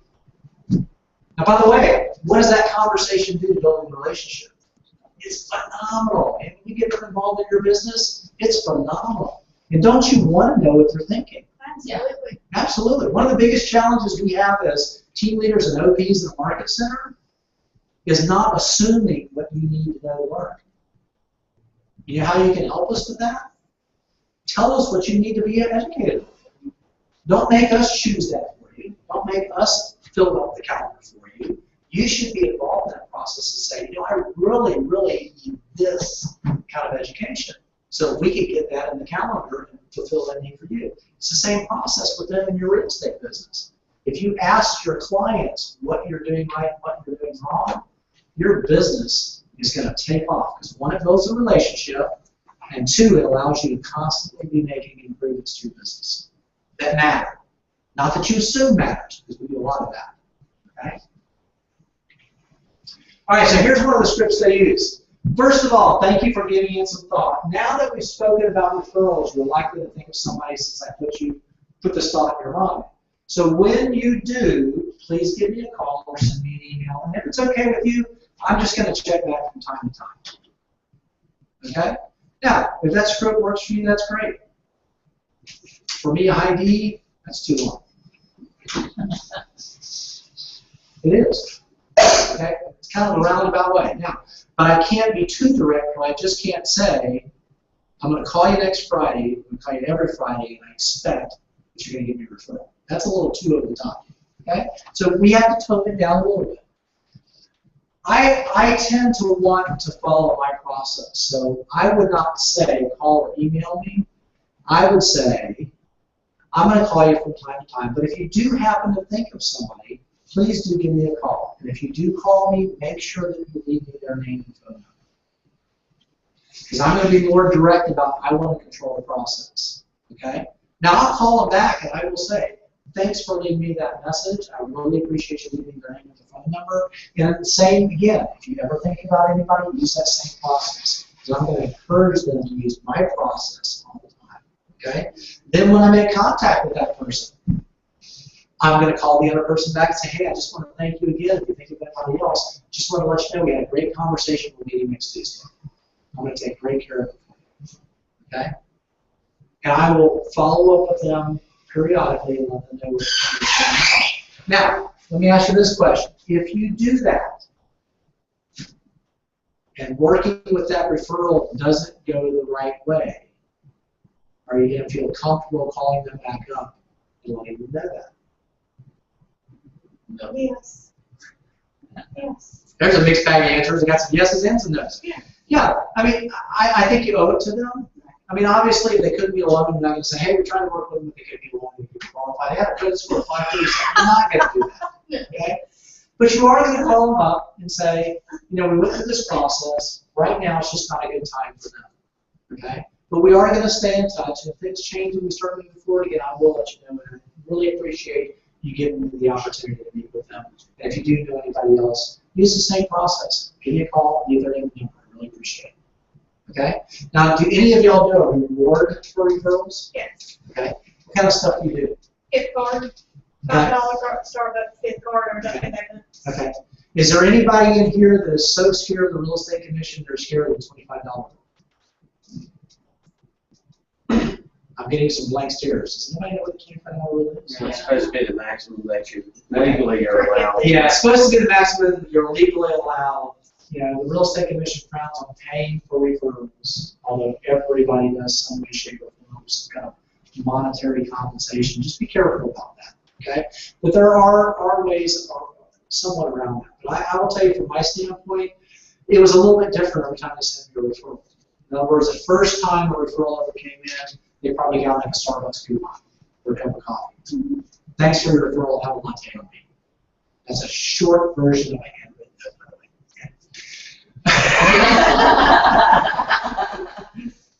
So Here's a card, and Yeah. it's $5. Here's a card, and say thank you for your referral. And, yeah. yeah, she's writing on the top part of the card, the bottom part of the card, flipping it over to the back part of the card, Yeah. continuing this conversation, and then continued on next card and the second card goes. All right, just joking. All right, so then the next time we got a referral, maybe they got movie tickets for two to a theater. Okay. Next time was dinner for two to a restaurant. I had one referral in San Diego. My first 6 months in San Diego, I closed 19 transactions. Okay. 6 of them were from one client. I like it. They were awesome. So they got the Starbucks coupon. A couple days later, they got a movie ticket for 2 for popcorn to the theater. She had kids, so Saturday movie with the kids. About 2 weeks later, she got the dinner for 2. After that, she got a night at a hotel downtown in San Diego Harbor. And then on the 6th one, I had a timeshare that we traded for a place in Cabo San Lucas. And her husband joined me and my wife when I was in Memphis. Nice. Now, I will say there was an ulterior motive there. She was from Mexico and spoke fluent Spanish. I did not. Okay? So there was an ulterior motive. We went down there, had a great time together. I still stay in touch with them even though I'm on the East Coast, because occasionally they know people that move in this direction. You know? That's going really deep. Okay, now, was that Cabo San Lucas a little bit more than $25? Yeah. Yeah, so be cautious about that, be aware of it, but take care of your clients. Reward them in different ways. They don't always have to be long-term. Okay? But that's about cultivating. Now, I will caution you. How many of you are high C's? No. Okay. There may be some online. For you high C's that are online, here's my caution for you. Okay? This is a high C doing a prospecting call. They have practiced to the nth degree. I realize I'm making fun of you high C's. My wife is a high C. She's actually a high D and IC. We've determined that DC stands for don't care. So I'll say, honey, I think you should do this. And she goes, no, I'm here. I'm not doing that. I'm doing this. Okay? Her high C is, and her high D fight with each other. The D is, get it done, get it done, get it done. We're running out of time. Get it out the door. Her high C is, but it needs to be perfect. So we need to take our time doing this. You ever seen the cartoons where the devil's on one shoulder, the angel's on the other shoulders? That's what's going on in my wife's head. All the time. Get it done, but get it done right. All right? So the high C is being somewhat a perfectionist. They're going to practice the script. Then they go to pick up the phone, and they have this thought in their head. But what if they say this, and that's not in the script? So what do? They hang up the phone, they go practice, prepare for that. And then they pick up the phone again, and what if they say that instead of saying this? And I'm not prepared for that. So they hang up. They go pick up the phone again. Right? It's a challenge for them because they want to be a perfectionist. So for the high C's, they like the process, like the 33 touch, but they don't necessarily like getting on the phone as one of the phone calls. It's fine to send emails out, send those marketing materials out, but they don't really want the relationship and the connection. So for you C's, the process is pick up the phone, step 1, say hello, this is step 2, I'm just calling for, step 3, wait for a response, step 4, and then say thank you for your time today and hang up the phone. You've at least made a connection. You didn't have to get a referral, didn't have to get an appointment, didn't have to get a relationship, although you did just by making the phone call. It will speed up the process. It's a step 1 through 5. You'll get used to it, you'll get comfortable with it. The more you do it, the more business you have. Right? All right. It's 10:40. We have 20 minutes left. I'm going to give you a choice. We can take a break and come back in about 30 minutes and finish up. We can just keep going. What do y'all want to do? Keep going. Keep going? Keep going? I know y'all are running to the bathroom on breaks and doing all kinds of weird stuff on my hands. All right. So we covered the 4 C's. Now, here's the point. When I was doing recruiting presentations, I was a team leader for 9 years. Okay? Grew an office from 12 to 198. Met with literally hundreds of people. Every single recruiting conversation was different. Because some were more interested in training, some were more interested in profit share, some were more interested in the economic model and the 70-30 split with the cap and 100%. Everybody had kind of a different approach, but aren't those all different things that I can talk about? Now, how many of y'all have heard of agents that go into a listing presentation and got a patent listing presentation that starts at point A and ends at point B, and when the seller is already ready to list and they go, hey, we're ready to sign the paper. Well, no, I haven't got through my presentation yet. That's a C. Okay? I have prepared for this presentation. I am sticking to 1, 2, 3, 4. You've got to be a little more flexible. This allows you to be flexible. You can go where the conversation goes. If it's time to cultivate, cultivate. Use that part of the script. If it's time to connect, get more. In other words, they say, well, I would be interested in more information. There's a door opening for connect. Well, that's great. Can I get your phone number? Can I get the email address that you most likely check so that we know that you're going to get that information? That's a chance to connect and gather that information. Okay? If it's an opportunity to cultivate the relationship, you cultivate the relationship. You do not have to start with, for instance, how many of you all understand the term forward when it comes to prospecting? Forward. Family, Family, occupation, recreation, and dreams. So it's just an acronym for what you could have a conversation. Now, I could start out by saying, hey, Jennifer, how's your family? Family. Talk about that for a little bit. How's your job going? You mentioned last time we spoke that this was going on at work. Talked about occupation.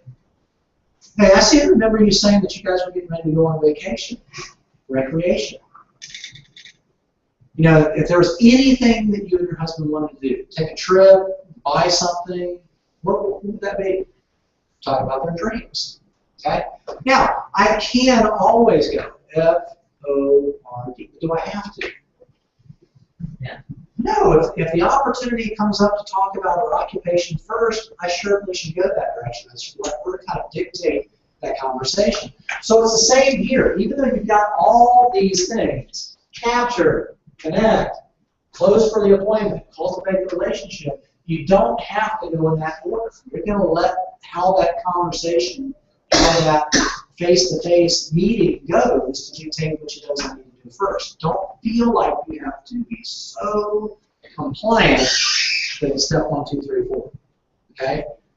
Because if you have that mindset, what happens if they throw you a curve and they take you and want to go straight from here to here? You're going to be, well, wait a minute, we haven't gotten to the connect part first. You got to back up for a second. No, if they say, well, I would like some more information, we can meet. Go there. Just like when you're in a listing appointment. If you're halfway through saying, this is what's going on in the market, and they go, well, I think I'm ready to list with you. You're not going to keep talking about the market. You're going to say, press hard and sign here. Okay? You're going to go where they allow the conversation to go. That actually makes it a lot more enjoyable, and it makes it a lot more easy for you if you have a challenge with the process and the scripts and those things. It allows some flexibility for you to use in your lead generation. Make sense? Okay. Any questions about that? No? All right, 3 threes. We're not going to talk a lot about this. Prepare, take the action, and maintain. Prepare, take the action, and maintain. So, preparing, what am I calling? Who am I calling? What am I going to talk about? What's the purpose of this meeting today, this call today? Is it to get an appointment, get a referral, or just build a relationship? Know that before you get into it. Rehearse the script, say the affirmations. Get on task with your mindset that this is going to be a great experience and opportunities are all around me. All I have to do is step up and take them. Right?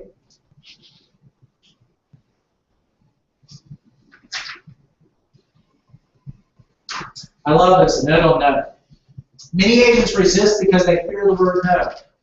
Be prepared to hear it. You're going to hear it.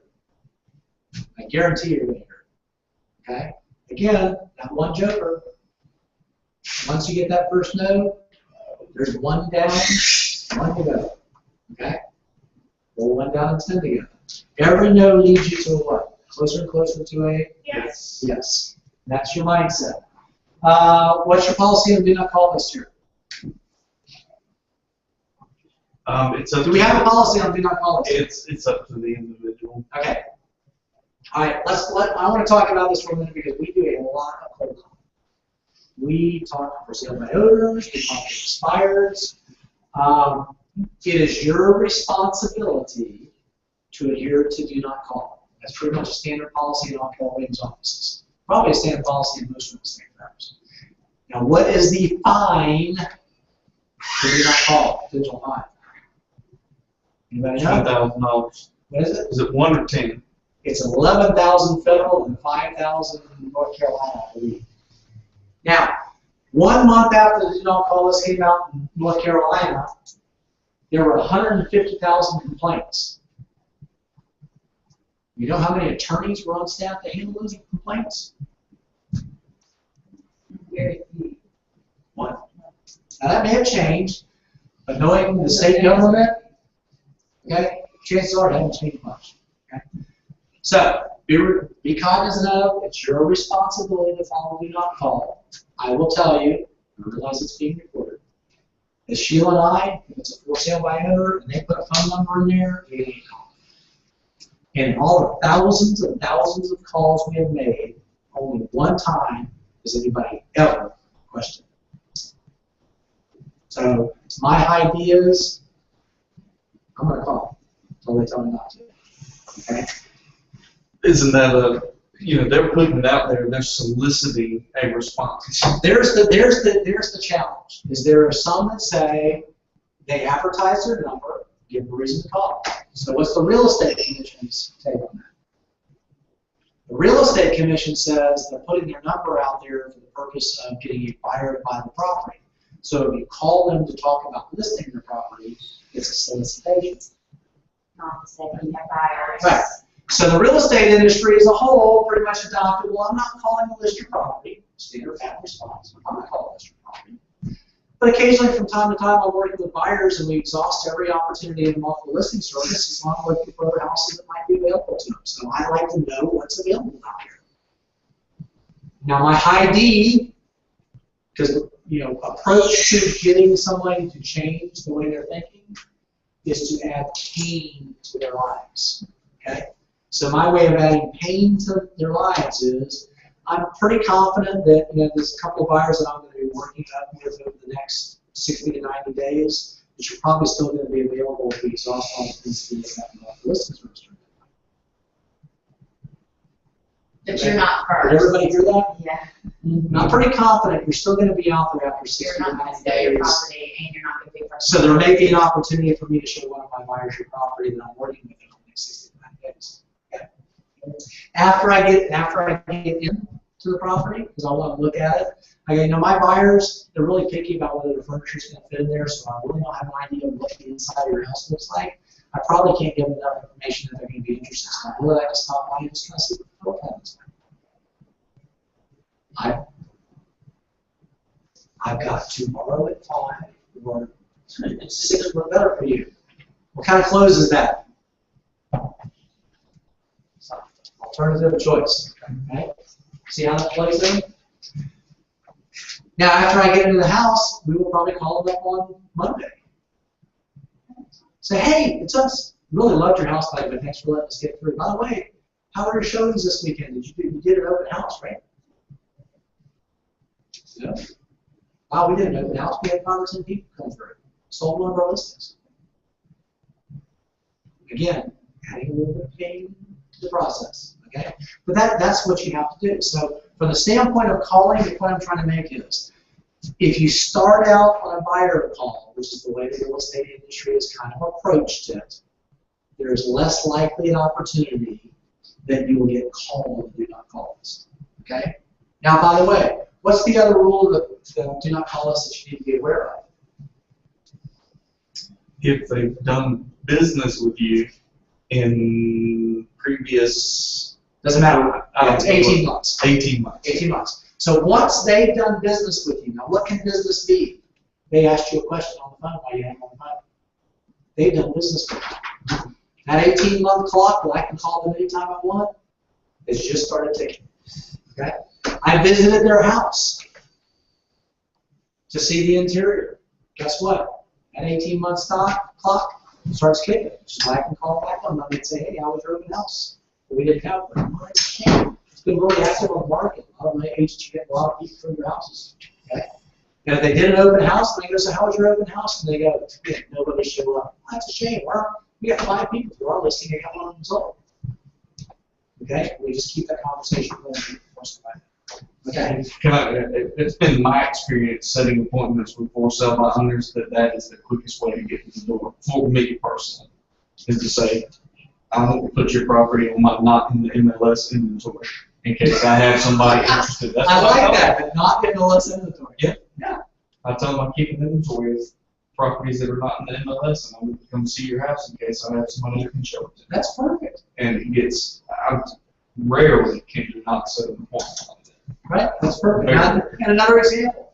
When you're on that phone using the for sale by owner as an opportunity, because this is a prospecting class, okay, when you're on that phone conversation with the for sale by owner, it's amazing to me the number of times that they start asking questions, okay? And those questions lead to their challenge, they're tired, one spouse wants to list, the other doesn't want to, and they're getting tired of their spouse telling them to list for an agent, okay? That happens, but that leads to eventual business. If you keep that conversation going, as we talked about before, connect, cultivate, grow that relationship. With for sale by owners especially, it's the last man standing is the last paying for listing. So the one that stays in touch with and builds a relationship. We've listed for sale by owners that we talked to a year and a half ago. Tried it for a while, didn't list with a realtor, came back on the market, and before they came back on the market, they called us and said, we remember talking to you and you've been great at following up with us. Because she does. She follows up on those type of people. She follows up on realtor. Yeah. 18 months later, they end up listing the house. Okay. Because of our time, we're not going to role play. What I'd like to do now is two things. One, I want to open the floor up to specific questions that you have about prospecting. And that can be a type of prospecting, technique of prospecting, different type of call versus face-to-face. What is it that you want to discuss? For those of you that are online, if you want to text Alan or Jennifer with a question, send it our direction. We'll take about 5 or 10 minutes, give you the opportunity to ask any questions that you have, and then what I'd like to do is I'd like to take about 20 minutes and just go make some phone calls. Sphere of influence, so my owner expired, but I want you to take at least 15 to 20 minutes to really just pick up the phone and do a couple prospecting calls. If that's one call, that's great, that's a success. If you get 2 or 3 calls in there, that's great, that's even better. But start creating the habit. So questions? Anybody got any questions at all? You've done everything there is to know about this. My biggest issue, and I know it's edge, don't go there, but I mean, I'm a paper person. Okay. Okay. And I like edge for doing the management and all that. But I have a hard time with systems and how to say, I have these 20 names, how do I put them, and maybe there are on the contact management, like, I want to see who I'm going to call in a month. So you're old school. I'm old school. There's nothing wrong with that. But I don't see how it works either. I mean, I don't know how Well, to, all right, so you understand, I don't know how that works. All right, so everybody heard the question? Manual system, more intuitive to an individual versus technology system, which a lot of the newer agents are getting more focused on. Okay? I was going to say, I'm taking the Make the Phone Ring Again match coaching class right now for the next 13 weeks, and they'll very specifically go over a system for engaging people into your database and your customer relation software. It doesn't matter what you use, what system you use, they tell you how to structure a system, whether you use Top Producer, eEdge, Paper, whatever. They walk you through exactly how to build the system. Just plug in for them because it's awesome. Yeah. We're on session 3. It's not too late to jump in. There's 13 weeks left. It has been a phenomenal program. Awesome. Great Corn, Coach Corn. Okay. Yeah. Now, it's awesome. when I first got into real estate, I used the same system Gary Keller uses. So if you go to KW Connect or KWU and type in Gary the box, y'all know that system?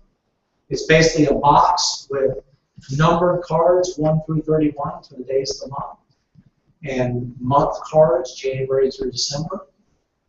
2 sets of cards, one with the contact information on it, name, phone number, address, things about their property.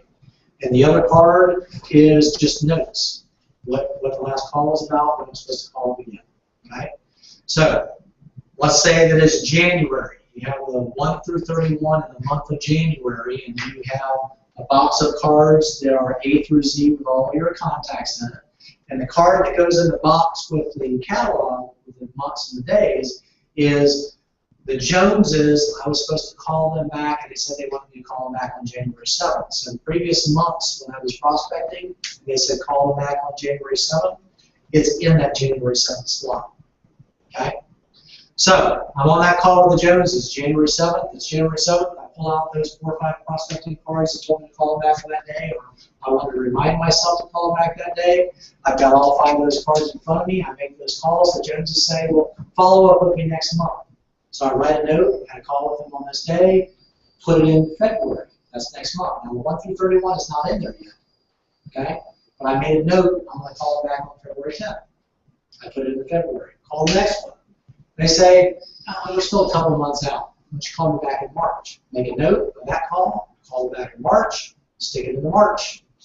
Right? Now, the end of January comes. What do I do with the one with 1 through 31? I pull those cards out of February. I put the 1 through 31 in February. I go through these cards, and I go, okay, I'm going to call this one on 7th. Move it 7th. I'm going to call this one 15th. 15th. See that system? That's a manual system. That's basically the E-Edge system, market meter, in a manual system. That's what the computer does. So my take on what system you use is more this. I realize, everybody feels like they're being pushed to E-Edge. They're being pushed there because automated systems are your friend once you get them set up. Okay? But you can still have a manual aspect of that. My comment is use what works for you.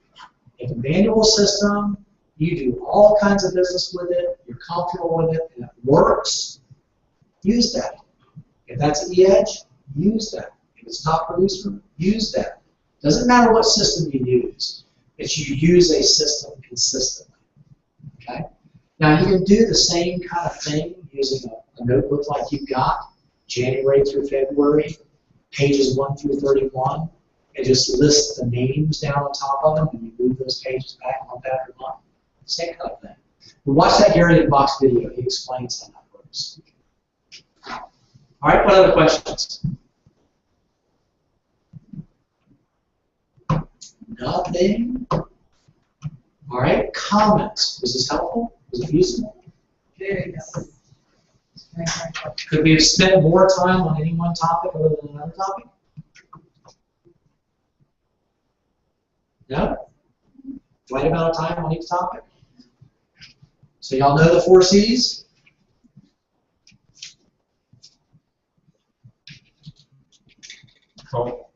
Connect, capture, cultivate. All right. Okay. All right. So if there's no questions from the audience that's online, from now to 11:15, pick up a phone, call somebody, use a script, come back in here at 11:15. We're going to take 5 minutes just to wrap up, answer any questions or handle any challenges that you may have had in that 15 minutes, and then we're done. Do it. Just do it, and do it, and do it. And do it, and do it, and do it. I love AL ways. Let's get this many. You can look at this one more. Sure.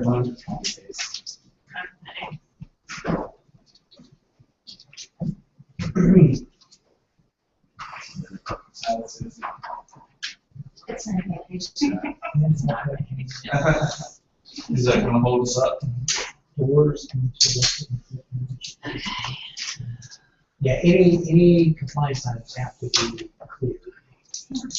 He said that in his email, he said that if we call it, the guy said he'd go ahead and pull that back. So Mike said he was bringing the signs, read his email, he's bringing the signs, and we just gotta get this canceled. That's it. But run the slide.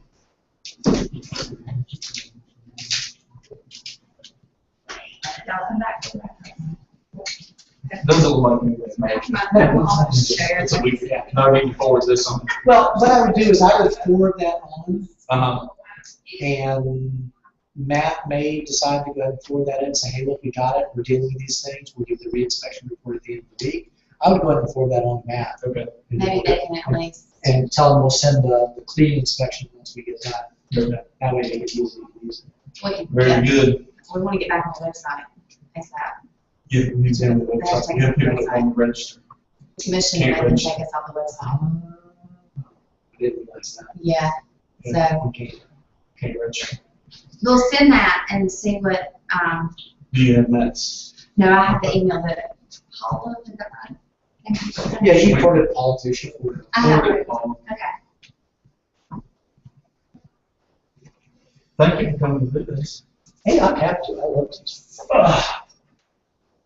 Told my wife, I'm in the mode of moving away from real estate sales. It's her business now. So how long did you live in California? I was in San Diego from 98 to 2001. Okay, I'm from San Diego. Oh, really? Yeah. I loved it out there. I just retired from the Coast Guard in 98. And Mhm. Sheila was working with a company called Booz Allen Hamilton. They do a lot of Department of Defense contracts. She had a Navy contract. She was constantly going to San Diego.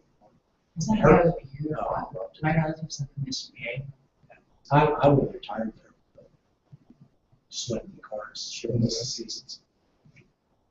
She loves the seasons. She loves the seasons. And I mean, I've moved 22 times in 54 years. I've lived everywhere from Florida, Georgia, South Carolina, North Carolina, Virginia, New Jersey, New York, Texas, California, Hawaii, and Japan. So most of that is being on the East Coast. That's what she was used to. So IBM offered her a job to come back to the East Coast. She took it on. Me, I just looked at the numbers. Like, okay, well, what's the increase in pay? 23%. What's the cost of living difference? She goes, it's 26% lower in Raleigh than it is in California. So 23% pay increase, 27% lower cost of living area. Yeah. Why are you even asking me if you're taking this job? I mean, come on. Yep. I'm a Hankins too. Are you? So I'm like, oh yeah. It's funny. My wife has become more of a Hankins. Yeah. It's funny because we just put a buyer contract. No, it wasn't buyer contract. It was one of the lead agents, listing agents. And hi. I mean, she would leave a phone message that was 10 minutes long. I'm listening to she listen to this thing driving down the road. She's going, "Get to the point! I can't take this anymore." It's funny. So what was your lower number? Like I'm relocated to Vegas, so actually that's where they tried to do this test. Okay. And so I was like a high D with an I. When I started out being a team, my D was about a 65. My I was about a 95. Now my D is about a 99. And my I is about 58, I think. I mean, I've completely reversed roles. But again, I mean, the thing about the DISC assessment is it really reflects what's going on in your life at that time. So it will change depending on whether you're answering those questions as, okay, all this stuff's going on at home, that's where my mind is, so I'm answering these based on the home, versus I'm answering this based on my real estate business, based on handling this based on, well, that was my previous job, and this is my job now. It will change, right? The ABA, behavioral style, not so much. I mean, how you act and how you describe yourself pretty much stays the same. And on the ABA, I'm a 9, which is the high end of vector 1, which is like a D. Okay. And I'm like a 4 on vector 2, which is like a 9. So my behavior is actually lower on the ABA than it is on the DISC. And I think that's more who I am. I think when I'm in front of a classroom, I have the ability to turn that on and off. I can get in front of a classroom and become more social and be more fun. But trust me, my agents in my office, when they want to ask me a question, it's like you can ask it if you can keep up with it. I'm walking down the hallway in that direction, which works because they really don't want the answer answered. They'll lag behind and they'll fall off if they what they were doing. If they really want to know, they can follow me all the way to the restroom. My last 2 years as a team leader, I took the chairs up. You could not further progress. It wasn't going to happen. getting information over. My tag was this. My sociability factor was, I really want you to have 100% of my attention. You deserve that. So if you want a quick answer and I can answer your question in 2 minutes or less, there's no reason to sit down. Answer your question, I'll make sure you get it out. Okay? If you really want the long answer, you can schedule an appointment with me and we'll schedule a conference training. I'll give you 30 minutes of my time. We'll discuss what. But you're going to get all the hours of that conversation. Because between having to have 2 to 3 recruiting meetings a day, that's less than an hour and a half, lead generation for 2 hours a day, and then handling the charge stuff, because I'm doing that as well. There was a finite amount of time I was available, and I protected my time. I also have my window steps 1 and step 2 to handle the problem. Step 1 was just to solve the house. And if step 1 doesn't work, schedule time in my calendar for us to discuss how we should do it. Well, I won't be here that much longer, but I have a person that I'm recruiting, and you mentioned commercial, and she wants to specialize in commercial. Because we've been friends forever. She would be wonderful, and I've given the information to our team leader. She's a doctor's wife. She's like, I've lived here 18 years. She was going to get her PhD. I go, why don't you go into real estate? You have such a wide net. I go, half of Greenville. But she, in her MBA, she did a lot of analysis for commercial real estate and all that kind of stuff. So I know that here there's a commercial real estate in this particular project. She could be great. But here's the thing: if she can network with other commercial agents, and that's why I say we've got a commercial division in our office in Jeff. That's now growing to 4 people. And 2 of them are experienced, and the other 2 are just coming into it. I think we're going to have 2 more joining as well. And they are really good about working together because they're all bringing some expertise. Okay. So if they're interested and they want to be in commercial, that commercial network is a great environment for being able to call. Yeah, I'd be happy to talk to them. And I would encourage them to contact my group in charge and just talk to me a little bit about the commercial industry.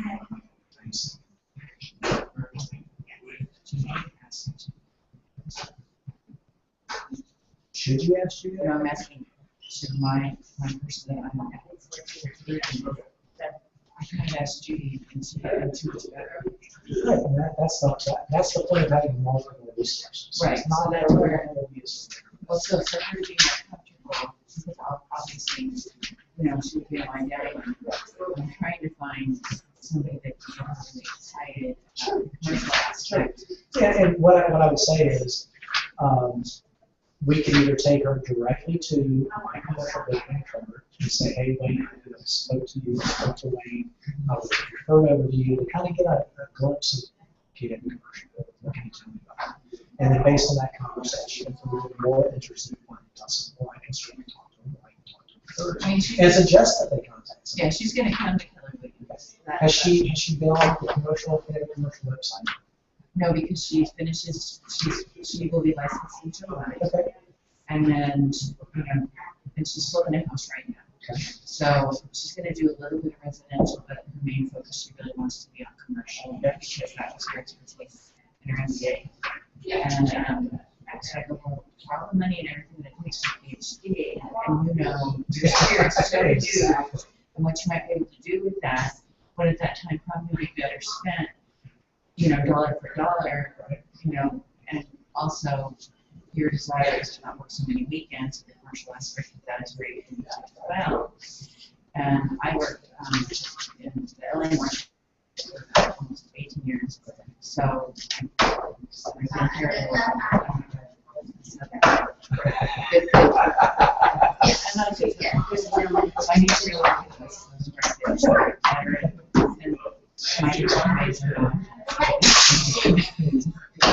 We hear that a lot about people from New York as well. Yeah. Having been in all those different places, I just understand.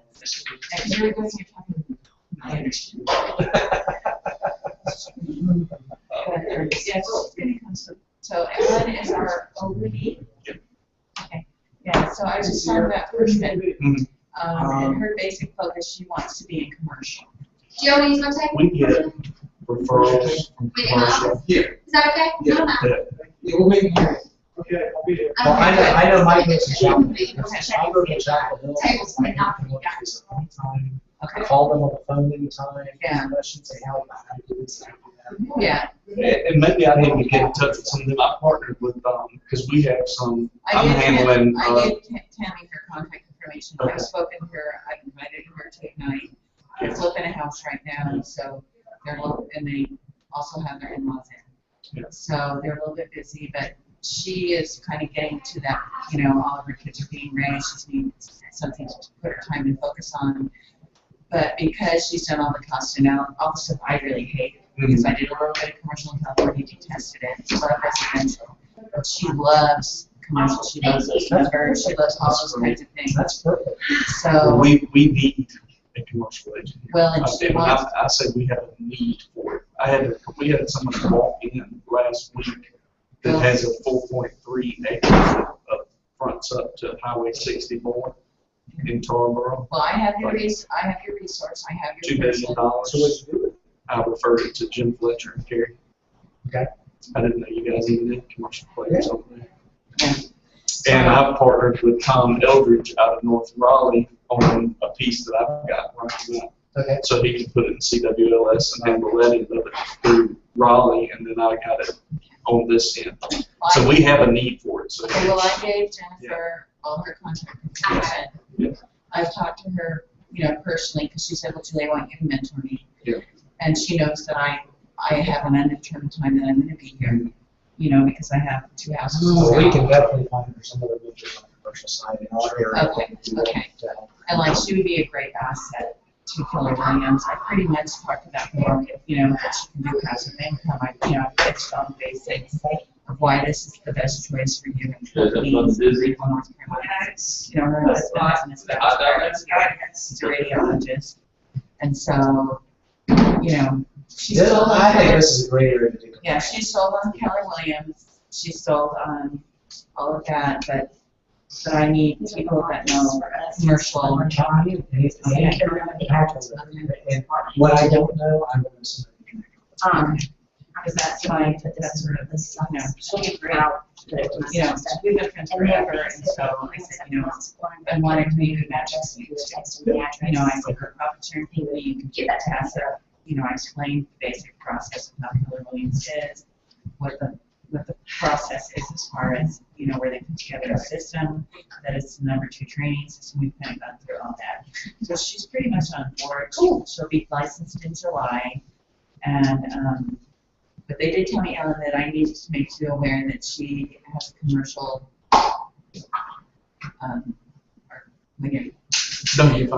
that she has a commercial focus, and that, definitely you guys probably want to set up something with her. Yeah. So, Well, I think one of the things that would probably be important to her is that we have a need for that. and I think We that, have referrals and I coming think in. that coming from you Yeah. as the OP versus me, Sure. trying to translate right now. I will say that aloud so she can pick up on it. So she'll be meeting with her, and we have a need, and certainly I'll meet with them too. But Okay. we have a need. Yeah. We have referrals that come in for commercial play. I'm always available for those kind of connections. I'm literally only 55 minutes away. I mean, she could be a really great, financial cash cow, really, for, I'm trying to think of myself. Cash cow. It's kind of a West Coast word. I get it. I understand that language. You Yeah. say that in, I don't know if we say cash cow. Yeah, you say cash Okay, cow. we, Yeah, We talk about cows all the time here. okay. So, but anyway, financially, she would be a really great, financially, she would be an excellent asset to the Keller Williams here in Greenville. She wants to focus, they're not leaving. Yeah. His practice, he's gonna be here, not going anywhere. Her last child is almost ready to be leaving. She's gonna have all this time on her hands. So that's when originally 6 months ago, she talked about getting into this PhD program, and I said, so I said, I really think you should go to JY so she's there, she's doing it. So, Good. Excellent. we've talked about when she's doing her provisional brokerage, and she goes, well, I go to night classes here, but then it's when I told her she was why I have to do this professional broker, and I go, well, there's really no reason. You do it when you can, but your focus is on commercial, and they're gonna help you, in any way that they can. And then her other focus is only a very minor in residential on people that she knows, but they all live in Bedford. So, Good supplement. yeah. No, Yeah. I always have to take care of I think Very she'll cool. So I think she'll be great. Awesome. Yeah, Kelly and I, nobody moved back home. That's awesome. I can't go back to California, can't afford it anymore. So how far are you moving? Vegas. Yeah, because I love Vegas, and I've already actually been there, and I'm so, and that's where I'm going, Henderson. And I'm more, it's not out. And you know what Jared says? Awesome. Yeah, because one of the things else is not. The price that you wore. You live in Raleigh. Keep And I had this one. Yeah. I used to North live- Carolina is not ideal. Yeah. Was the same with being counted in Atlanta. Yeah. So, yeah, I kind of like to go back to, I lived 46 years, and Like, I was like, at my age, I was like, I don't even know if this is what I'm supposed to do. Because it wasn't only like, everything that I was dealing with after, it was windy. so I just recently got back and sell my house and whatever else I can do before I go. And but really, for me, because my kids did not About exist. things that I had done. Well, he knew that I was on vacation, and I told him when I got back, that here, went to your mom instead. So that was like, forget another night in my back. I was like, how many 30 nights in my back am I going to get clients this week? I don't have to do it. We just started doing something similar. But you know what? I came straight to what I was doing. I was trying to took 10 pictures to appease him. So he said, nice ornaments, and thank you very much for doing that. I really, really appreciate him. That was when we make those changes and troops. Yep. Cool. All right. Yeah. So how you do it? Some folks. Oh, I just called to follow up with a friend who That's was all right. still on the fence about when to list. But I just wanted to, she had just left me a voicemail, so I was like, oh, I'll just call to see where she's at.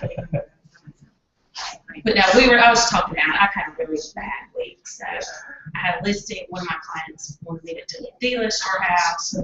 It's one that I've worked on tremendous, and it was a high, so luxury listing. And at the end of the day, it would probably save me a lot of heartache and time, because it was not an easy client. She was not easy. But she took me to a very low, ugly place. Ugly. Yeah, we will. The key is SW. Here's the thing. If you got plenty of leads, you Yeah. take care of it this year.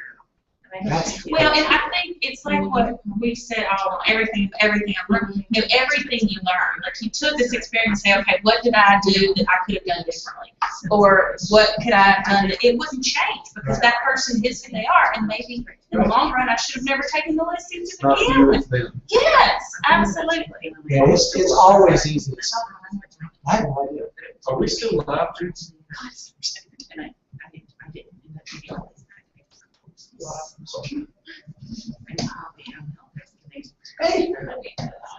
All right, how do I get back to the previous screen? That's go to the top. How do I get out of this? Go up to the very top, keep going, all the way. That's as far as it's letting me go. Oh, I haven't seen her in a little while. really been spying on us all Right this here. time. I did, Do we have you got a list of the interview numbers? I need to call calls. Last night?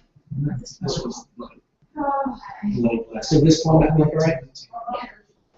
Yes. Maybe it did. Maybe when everybody lines up. Yeah.